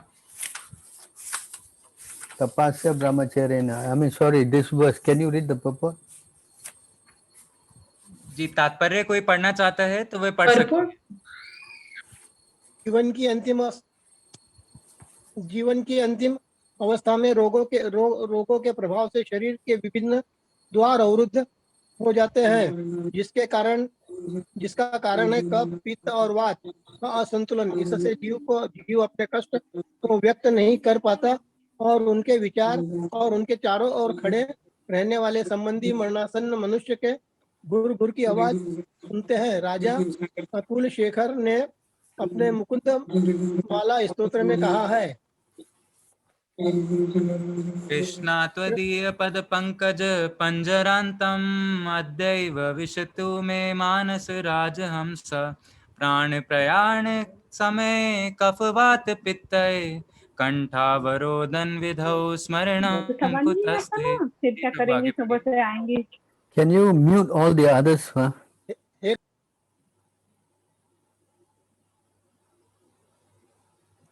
जी प्रभु, पढ़िए। अनम्यूट करता हूँ। हाँ, हे कृष्ण, मुझे जल्दी मृत्यु दो, जिससे मेरा मानस रूपी हंस अपने आपके चरण कमलों की नाल से घिर जाए। अन्यथा मेरी अंतिम श्वास के समय जब मेरा गला अवरुद्ध हो जाएगा तो मैं आपके विषय में कैसे सोच पाऊंगा। हंस को पानी के भीतर डुबकी मारने तथा कमल नालों से घिरे रहने में बड़ा आनंद आता है। यह फंसना एक प्रकार का विलास है। यदि हम स्वस्थ रहते हुए भगवान के चरण कमलों का चिंतन करते हुए मरते हैं तो यह परम सौभाग्य है। बुढ़ापे में मृत्यु के समय गला कभी कभी कफ से संध जाता है या हवा से अवरुद्ध हो जाता है।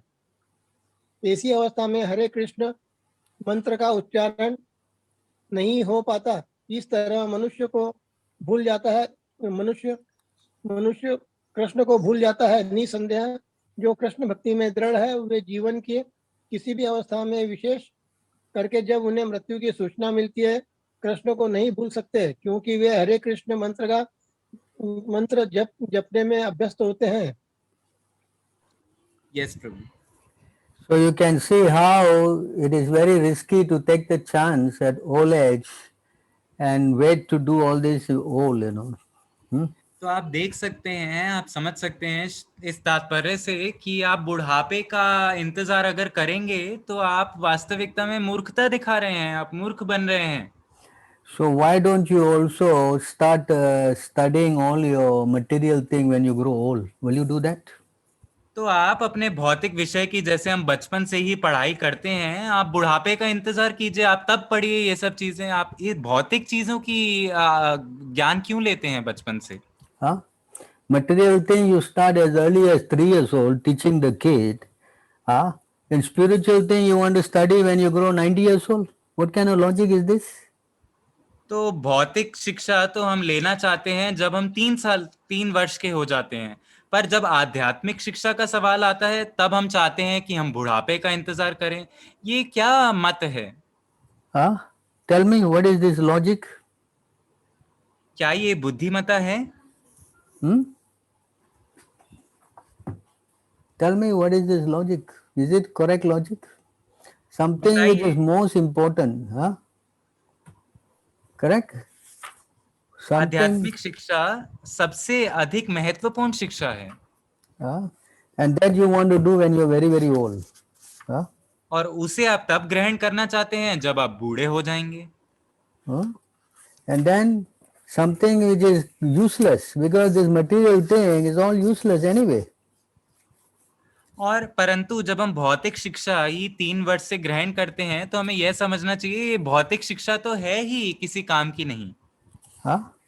Something which is not so important, immediately you doing, and something most important you say, all right, no problem, we will do when we grow old. What kind of logic is this?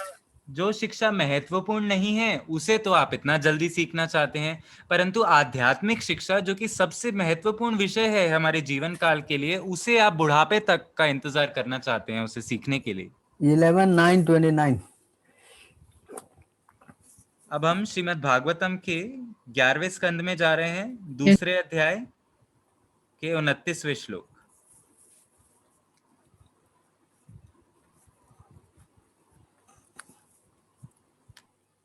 प्रभु 11:9:29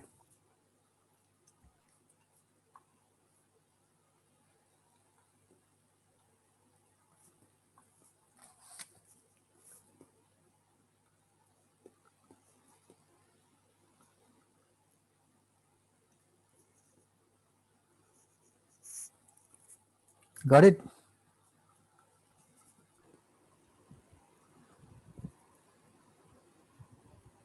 कोई जो इस श्लोक को पढ़ना चाहता है, अभी आपकी सभी के स्क्रीन पर आएगा तो आप उसे पढ़िएगा। यस प्रभु। कोई पढ़ना चाहता है? माता जी, you can scroll down to the translation. तो इस अनुवाद को कोई पढ़ना चाहता है तो वह अपने आप को अनम्यूट कर पढ़ सकते हैं। Anyone want to? अनेक आई एम रीडिंग।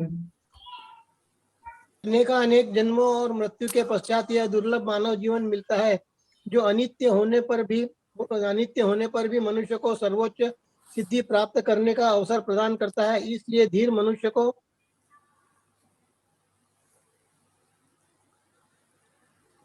को तब तक चरम जीवन सिद्धि के लिए शीघ्र प्रयत्न कर देना चाहिए जब तक उसका मरणशील शरीर क्षय होकर मर नहीं जाता। इंद्रिय तृप्ति तो सबसे गर्हित योनि में भी प्राप्य है, किंतु कृष्ण भावनामृत मनुष्य को ही प्राप्त होता है। तात्पर्य भौतिक जीवन का अर्थ ही है। तात्पर्य मत पढ़िए प्रभु जी। अच्छा, So from this verse you can see how you must quickly endeavor for perfecting your spiritual life. तो आप इस श्लोक से समझ सकते हैं कि हमें कितनी शीघ्रता दिखानी है अपने प्रयासों में अपने जीवन को पूर्ण बनाने के लिए. Because this human life is meant for only God realization. ये मनुष्य जीवन जो हमें दिया गया है, जो हमें प्रदान किया गया है भगवान की कृपा द्वारा, इसमें ही हम केवल आध्यात्मिक ज्ञान प्रदान समझ सकते हैं, ले सकते हैं. Understand? Spiritual life is this only human body can thought, pray and find a solution to these problems that we have. केवल इस मनुष्य रूपी जीवन में ही हम प्रार्थना कर सकते हैं भगवान से और सभी चीजों का निवारण मांग सकते हैं. That's why it is says rare. This rare human birth. इसलिए इसे दुर्लभ कहा गया है. यह बहुत दुर्लभ है. That's the purpose. It is not to waste our time, no. हमें अपना समय व्यर्थ नहीं करना है. हमें जीवन का लक्ष्य समझना है, जो कि आध्यात्मिक ज्ञान प्राप्त करना है, भगवान को समझना है. We must quickly take up the process. इसलिए हमें बहुत ही शीघ्रता से इस चीज को समझना है, इस ज्ञान को प्राप्त करना है, इस मार्ग पर चलना है. We don't get the training at the young age, then how is it possible to remember when we grow old? और जब तक आपको जीवन के शुरुआत में ही ट्रेनिंग नहीं दी जाएगी, शिक्षा नहीं दी जाएगी, आध्यात्मिक शिक्षा नहीं दी जाएगी, तो कैसे आप बुढ़ापे तक आकर भगवान को याद कर पाएंगे? Can you go to 6, 11, 13? Yes, Prabhu.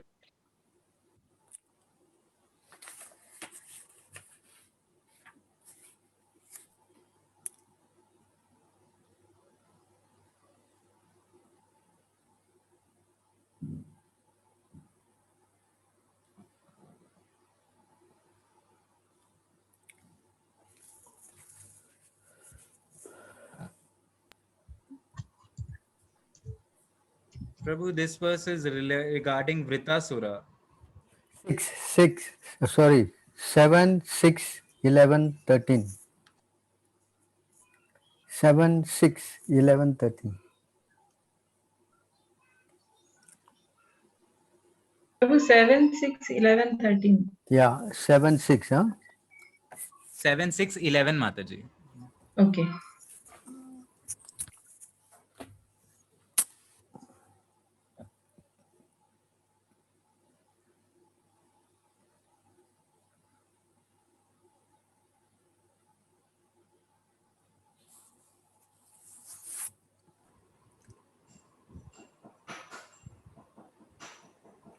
Devki Mataji, you want to take over? Yes, Prabhu, I will do the reading.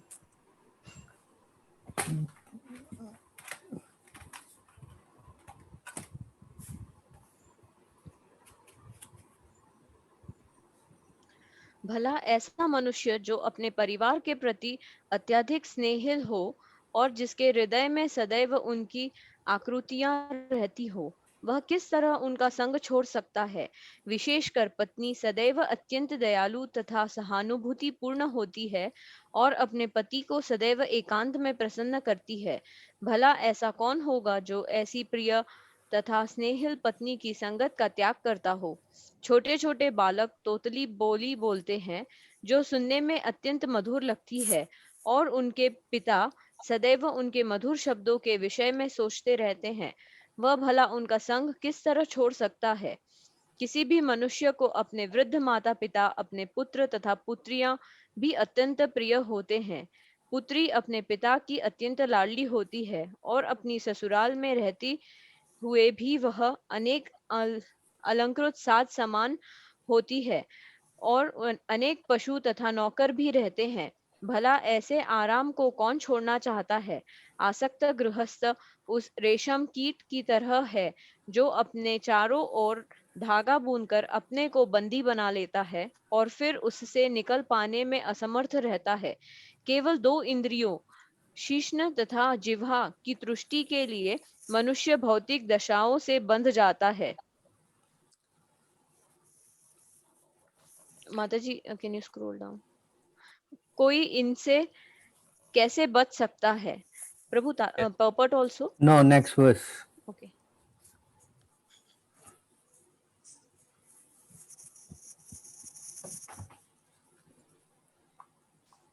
अत्यधिक आसक्त मनुष्य यह नहीं समझ सकता कि वह अपना बहुमूल्य जीवन अपने परिवार के ही पालन पोषण में व्यर्थ बिता रहा है.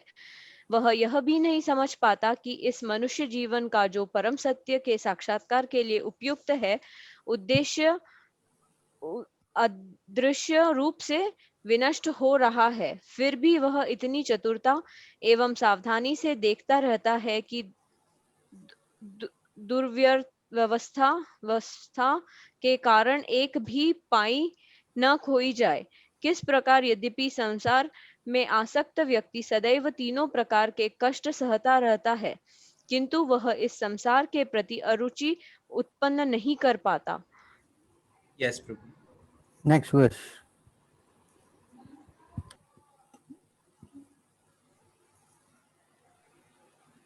यदि कोई मनुष्य पारिवारिक भरण पोषण के कर्तव्यों के प्रति अत्यधिक आसक्त होने के कारण अपनी इंद्रियों को वश में नहीं कर पाता और उसका मन सदैव इसी में डूबा रहता है कि धन का संग्रह कैसे करे, यद्यपि वह जानता रहता है कि जो अन्यों का धन लेता है उसे सरकारी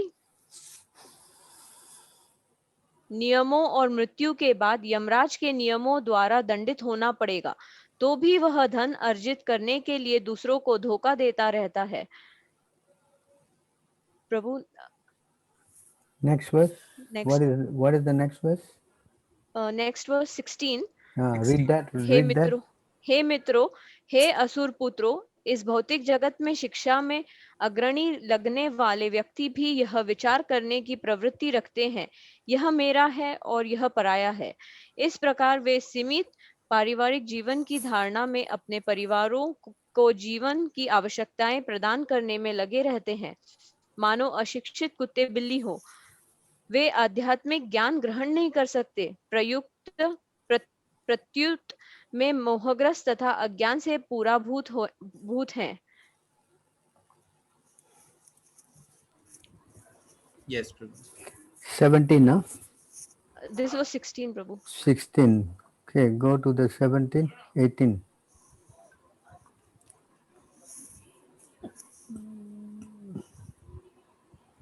हे मित्रों, हे दैत्य पुत्र,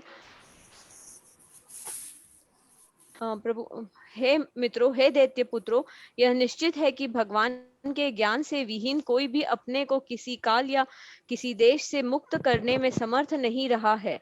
उल्टे ऐसे ज्ञान विहीन लोग भौतिक नियमों से बांधे जाते हैं. वे वास्तव में इंद्रिय विषय में लिप्त रहते हैं और उनका लक्ष्य स्त्रियां होती है. निसंदेह ऐसे लोग आकर्षक स्त्रियों के हाथ के खिलौने बने रहते हैं. ऐसी जीवन धारणाओं के शिकार बनकर वे बच्चों, नातियों तथा पनातियों से घिरे रहते हैं और इस तरह वे भवबंधन की जंजीरों से जकड़े जाते हैं.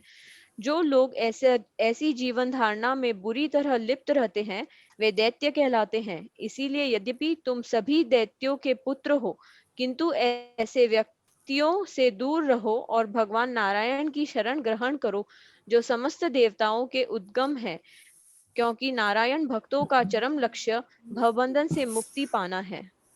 Yes, Prabhu. So you can see from here, we should quickly establish our relationship with Krishna. तो आप यहाँ से समझ सकते हैं इन श्लोकों से कि हमें शीघ्रतापूर्ण भगवान श्री कृष्ण की शरण ग्रहण करनी चाहिए. Because when we grow old, we got family, we become attached to so many things, wife, children, so many things, and then there's a good chance we will forget our objective, which is to love Krishna. वरना कि क्या होगा कि जब हम वृद्ध अवस्था में आ जाएंगे तब हमारी आसक्ति बढ़ जाएगी अपने घर से, बीवी, बच्चों आदि से, और हम बहुत ही शीघ्र कृष्ण को भूल जाएंगे. हमें कृष्ण के लिए समय नहीं मिलेगा. So this is the dangerous thing. यह बहुत खतरनाक विषय है. Yes, because if at the time of death we forget God, then what is the use of our whole life? क्योंकि यह खतरनाक इसीलिए है क्योंकि अगर आप अंतिम समय में अपनी मृत्यु के समय पर भगवान को भूल जाएंगे तो फिर पूरे जीवन काल का फायदा ही क्या हुआ? Especially when we are attached to family members, we may forget. और जब आपकी अपने परिवार के जनों से मोहग्रस्त होंगे, उनसे जुड़े होंगे, तब तो आप कृष्ण को भूलेंगे ही। That's why without the training at the young age, and then if death comes, we are already prepared. इसीलिए हमें शुरू से ब्रह्मचारी आश्रम में शिक्षा दी जाती है कि कैसे आप भगवान को अंतिम समय में याद कर पाएं, ताकि जब वृद्धावस्था आ जाए तब हम भगवान को देख सकें, उन्हें याद कर सकें। So this is the security because we are prepared for death. यही कहलाती है सुकृति कि आपने मृत्यु के समय के लिए अपने सारा तैयारी कर ली है। But we want to start preparing when we are growing old, then that's dangerous.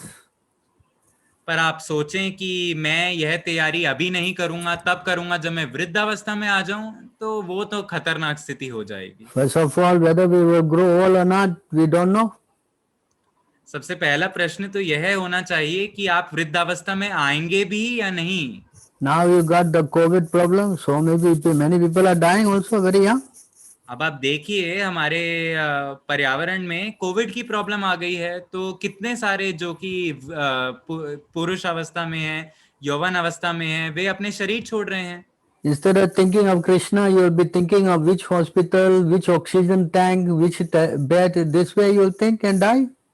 अब आप देखिए अपने जीवन काल के अंत में आज लोग क्या सोच रहे हैं, कृष्ण के बारे में नहीं, परंतु वे ये सोच रहे हैं कि कौन से हॉस्पिटल जाएं, किस डॉक्टर से मिलें। So in this way you lose the chance of remembering Krishna and going back to the spiritual world. इसी प्रकार से आज लोगों को मौका नहीं मिल रहा कि वे कृष्ण के बारे में सोच सकें और वापस आध्यात्मिक जगत में जा सकें कृष्ण के बारे में सोचकर। So this is dangerous. यह खतरा है। You can go to 216. The goal of human life is this. 216. अब हम श्रीमद् भागवतम के दूसरे अध्याय दूसरे स्कंद छठे अध्याय के 216 माता जी प्रभु से दूसरे स्कंद पहले अध्याय के छठे श्लोक पर जाएंगे। अब हम can chant the shloka, huh? Akshay, you read? Yes, Prabhu.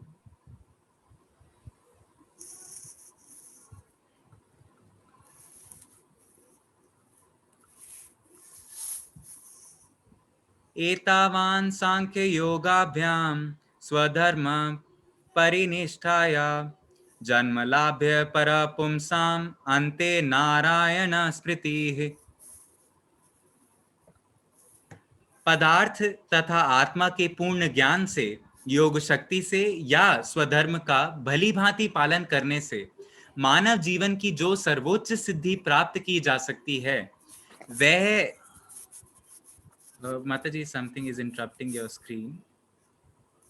Yes, वह है जीवन के अंत में भगवान का स्मरण करना। So this is the most important thing. यही सबसे महत्वपूर्ण चीज है जो इस श्लोक में बताई गई है। Not to waste time, time and tide waste for nobody, quickly we must do. हमें अपने समय को, इस बहुमूल्य समय को व्यर्थ में नहीं गंवाना, क्योंकि समय किसी की प्रतीक्षा नहीं करेगा।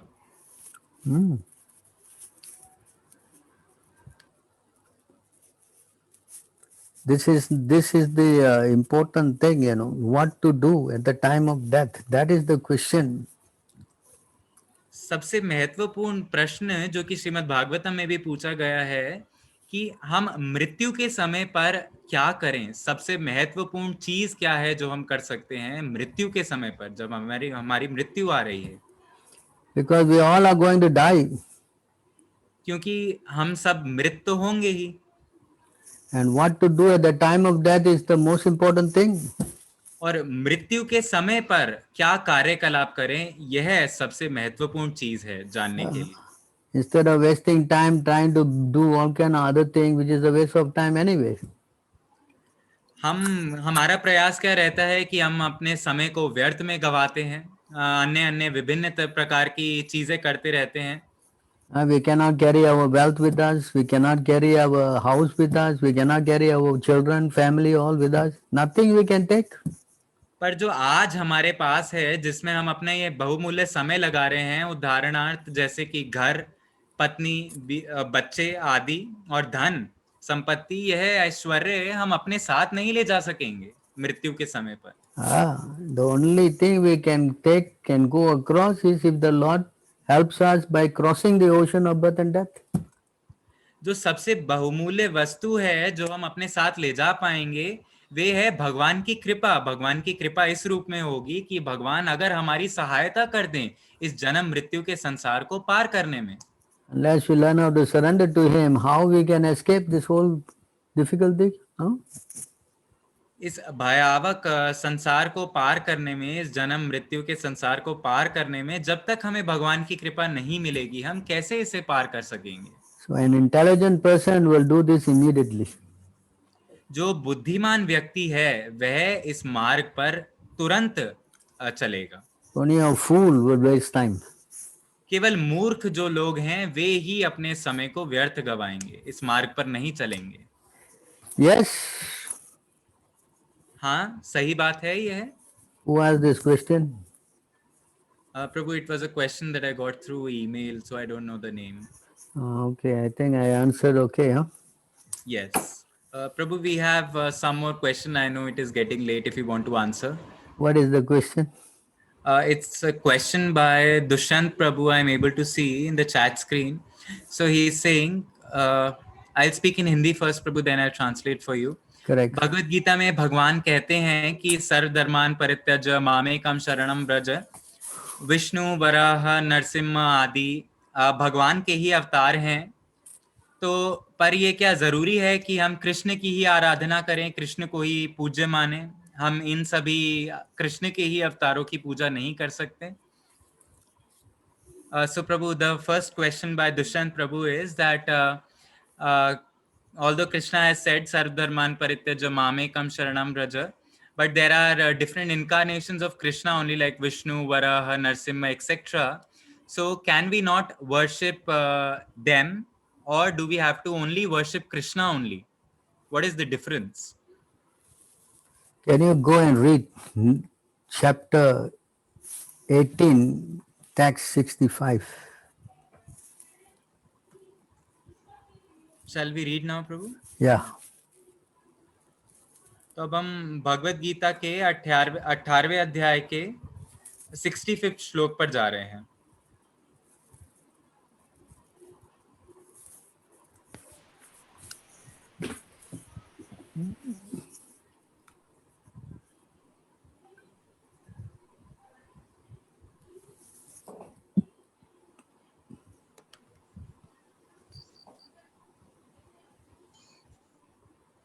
Shall we read the Sanskrit, Prabhu, also? Yes. मन्मना भव मद्भक्तो मद्याजी मां नमस्कुरु मामे वश्यसि सत्यम ते प्रतिजाने प्रयोसि में.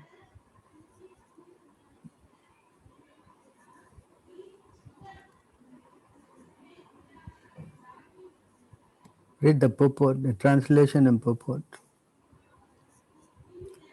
कोई जो तात्पर्य पढ़ना चाहता है, कोई जिसने अभी तक नहीं पढ़ा है वे पढ़ सकते हैं.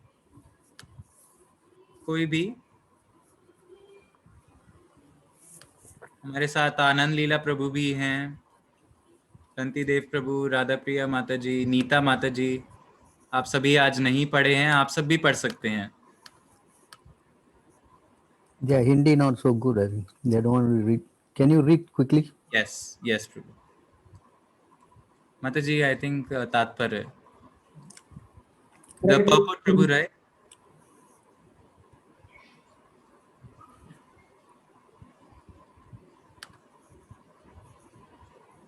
ज्ञान का गुह्यतम अंश है कि मनुष्य कृष्ण का शुद्ध भक्त बने, सदैव उन्हीं का चिंतन करे और उन्हीं के लिए कर्म करे.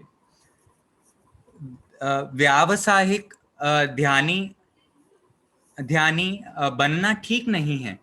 जीवन को इस प्रकार ढालना चाहिए कि कृष्ण का चिंतन करने का सदैव अवसर प्राप्त हो।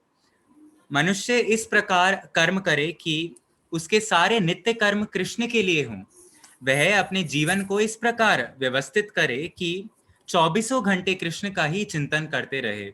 और भगवान की यह प्रतिज्ञा है कि जो इस प्रकार कृष्ण भावनामय होगा वह निश्चित रूप से कृष्ण धाम को जाएगा, जहां वह साक्षात कृष्ण के सानिध्य में रहेगा।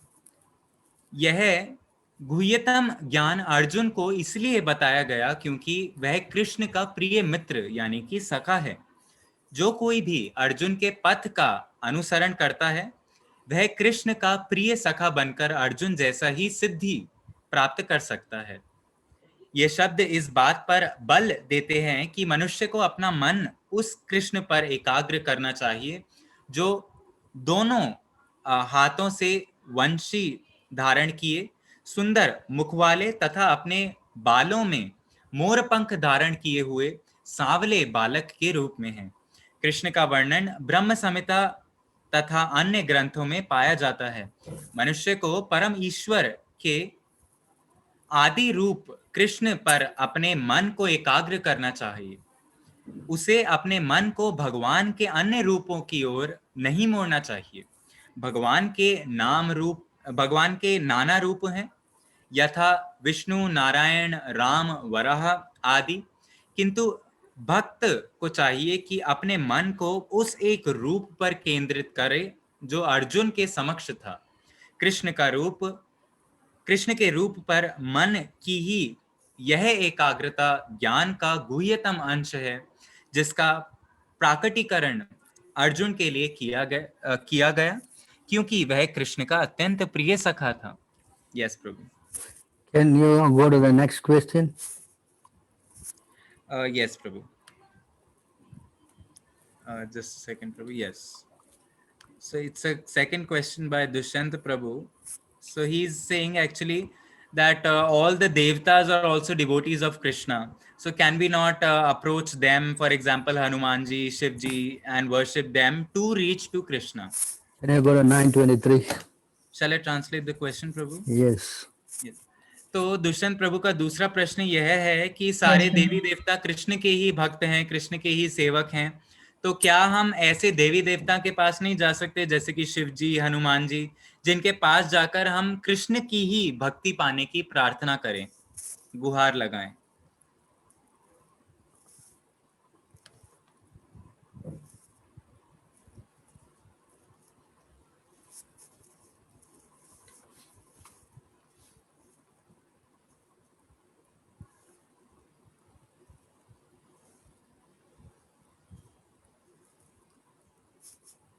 Yes, Prabhu.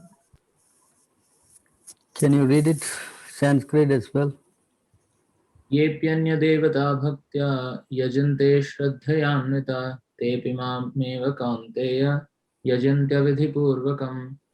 हे कुंती पुत्र, जो लोग अन्य देवताओं के भक्त हैं और उनकी श्रद्धा पूर्वक पूजा करते हैं, वास्तव में वे भी मेरी ही पूजा करते हैं, किंतु वे यह त्रुटिपूर्ण ढंग से करते हैं। तात्पर्य। श्री कृष्णा का कथन है, जो लोग अन्य देवताओं की पूजा में लगे होते हैं वे अधिक बुद्धिमान नहीं होते, यद्यपि ऐसी पूजा अप्रत्यक्षतः मेरी ही पूजा है। उदाहरणार्थ, जब कोई मनुष्य वृक्ष की जड़ों में पानी ना डालकर उसकी पत्तियों तथा टहनियों में डालता है, तो वह ऐसा इसलिए करता है क्योंकि उसे पर्याप्त ज्ञान नहीं होता या वह नियमों का ठीक से पालन नहीं करता। इसी प्रकार शरीर के विभिन्न अंगों की सेवा करने का अर्थ है आमाशय में भोजन की पूर्ति करना। इसी तरह विभिन्न देवता भगवान की सरकार के विभिन्न अधिकारी तथा निर्देशक हैं। मनुष्य को अधिकारियों या निर्देशकों द्वारा नहीं अपितु सरकार द्वारा निर्मित नियमों का पालन करना होता है। इसी प्रकार हर एक को परमेश्वर की ही पूजा करनी होती है। इससे भगवान के सारे अधिकारी तथा निर्देशक स्वतः प्रसन्न होंगे। अधिकारी तथा निर्देशक तो सरकार के प्रतिनिधि होते हैं, अतः इन्हें घूस देना अवैध है। यहाँ पर इसी को अविधि पूर्वकम कहा गया है। दूसरे शब्दों में कृष्ण अन्य देवताओं की व्यर्थ पूजा का समर्थन नहीं करते। समर्थन नहीं करते हैं। हेलो, समर्थन नहीं करते। हाँ, and you want to do something not ordered by God, what you are trying to do? तो यदि आप ऐसे मार्ग पर चलना चाहते हैं जो कि भगवान द्वारा प्रतिष्ठित नहीं है, तो आप कहाँ जाएंगे? You want to become more than God, huh? तो आप भगवान से ऊंचा बनना चाहते हैं क्या? Huh? Yes. I Yes, think Baba. that answered all the questions, right? Yes, Baba. So I think it's getting late, right? Yes, Prabhu. I guess I thank all of you for your kind participation in this wonderful program. तो मैं आप सभी का धन्यवाद करना चाहता हूँ, धन्यवाद देना चाहता हूँ कि आपने इस सत्र में भाग लिया। So you can summarize the 3 questions or 4 questions and we can close the chapter. First one is worshipping Lord Shiva. Krishna will be more happy if Lord Shiva says that if Krishna is worshipped. तो आज का हमारा पहला प्रश्न यह था कि भगवान शिव ऊपर हैं या भगवान कृष्ण ऊपर हैं, आराधना किसकी करनी चाहिए? तो आज के सत्र में हमें यह उत्तर मिला है कि भगवान कृष्ण ही वास्तविकता में भगवान हैं, अन्य तो देवता हैं, उनके सेवक हैं, और जो भगवान कृष्ण के भक्त भी होते हैं उनकी भी ये जो देवता गण हैं जैसे शिव आदि, उनकी भी वे उपासना करते हैं। शिव तक ऐसे भक्तों की उपासना करते हैं।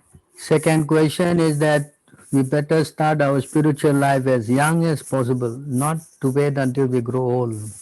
दूसरा प्रश्न आज का यह था कि हमें वृद्धावस्था में भक्ति करनी चाहिए या युवा अवस्था में भक्ति करनी चाहिए। उसके उत्तर में आज हमें सत्र में यह उत्तर मिला है, पता चला है कि हमें युवा अवस्था में जितनी जल्दी हो सके उतनी जल्दी भक्ति को प्रारंभ कर देना चाहिए। हमें वृद्धावस्था की का इंतजार नहीं करना है। And we should only worship Krishna, the two-handed form that he appeared in front of Arjuna. और तीसरा प्रश्न यह था कि हम भगवान कृष्ण के किस अवतार की पूजा करें, आराधना करें। उसके उत्तर में हमने यह पता किया कि हमें भगवान के जो दो हाथ के जो रूप है उसकी आराधना करनी चाहिए, जो कि श्री कृष्ण का रूप है। And the last question is that Krishna will not be very happy if anybody worship anybody else than him. और हमें अपने अंतिम प्रश्न के उत्तर में यह पता चला कि भगवान श्री कृष्ण बहुत अधिक प्रसन्न नहीं होंगे अगर आप किसी और की जाके शरण लें या किसी और की आराधना करें। I have explained this by quoting all the verses and showing, all the necessary proof that why all this is justified. आज मैंने आपको समझाने का प्रयास किया शास्त्र के प्रमाण द्वारा, शास्त्र से, भगवान की वाणी से, कि भगवान कैसे कहते हैं। Thank you very much. Hare Krishna, all glories to Srila Prabhupada and all of you. हरे कृष्ण तो आप सभी का Thank you, बहुत Prabhu. Hare Krishna. जय Srila Prabhupada. Thank you very much. Hare Krishna. Thank you. Thank you. Hare Krishna.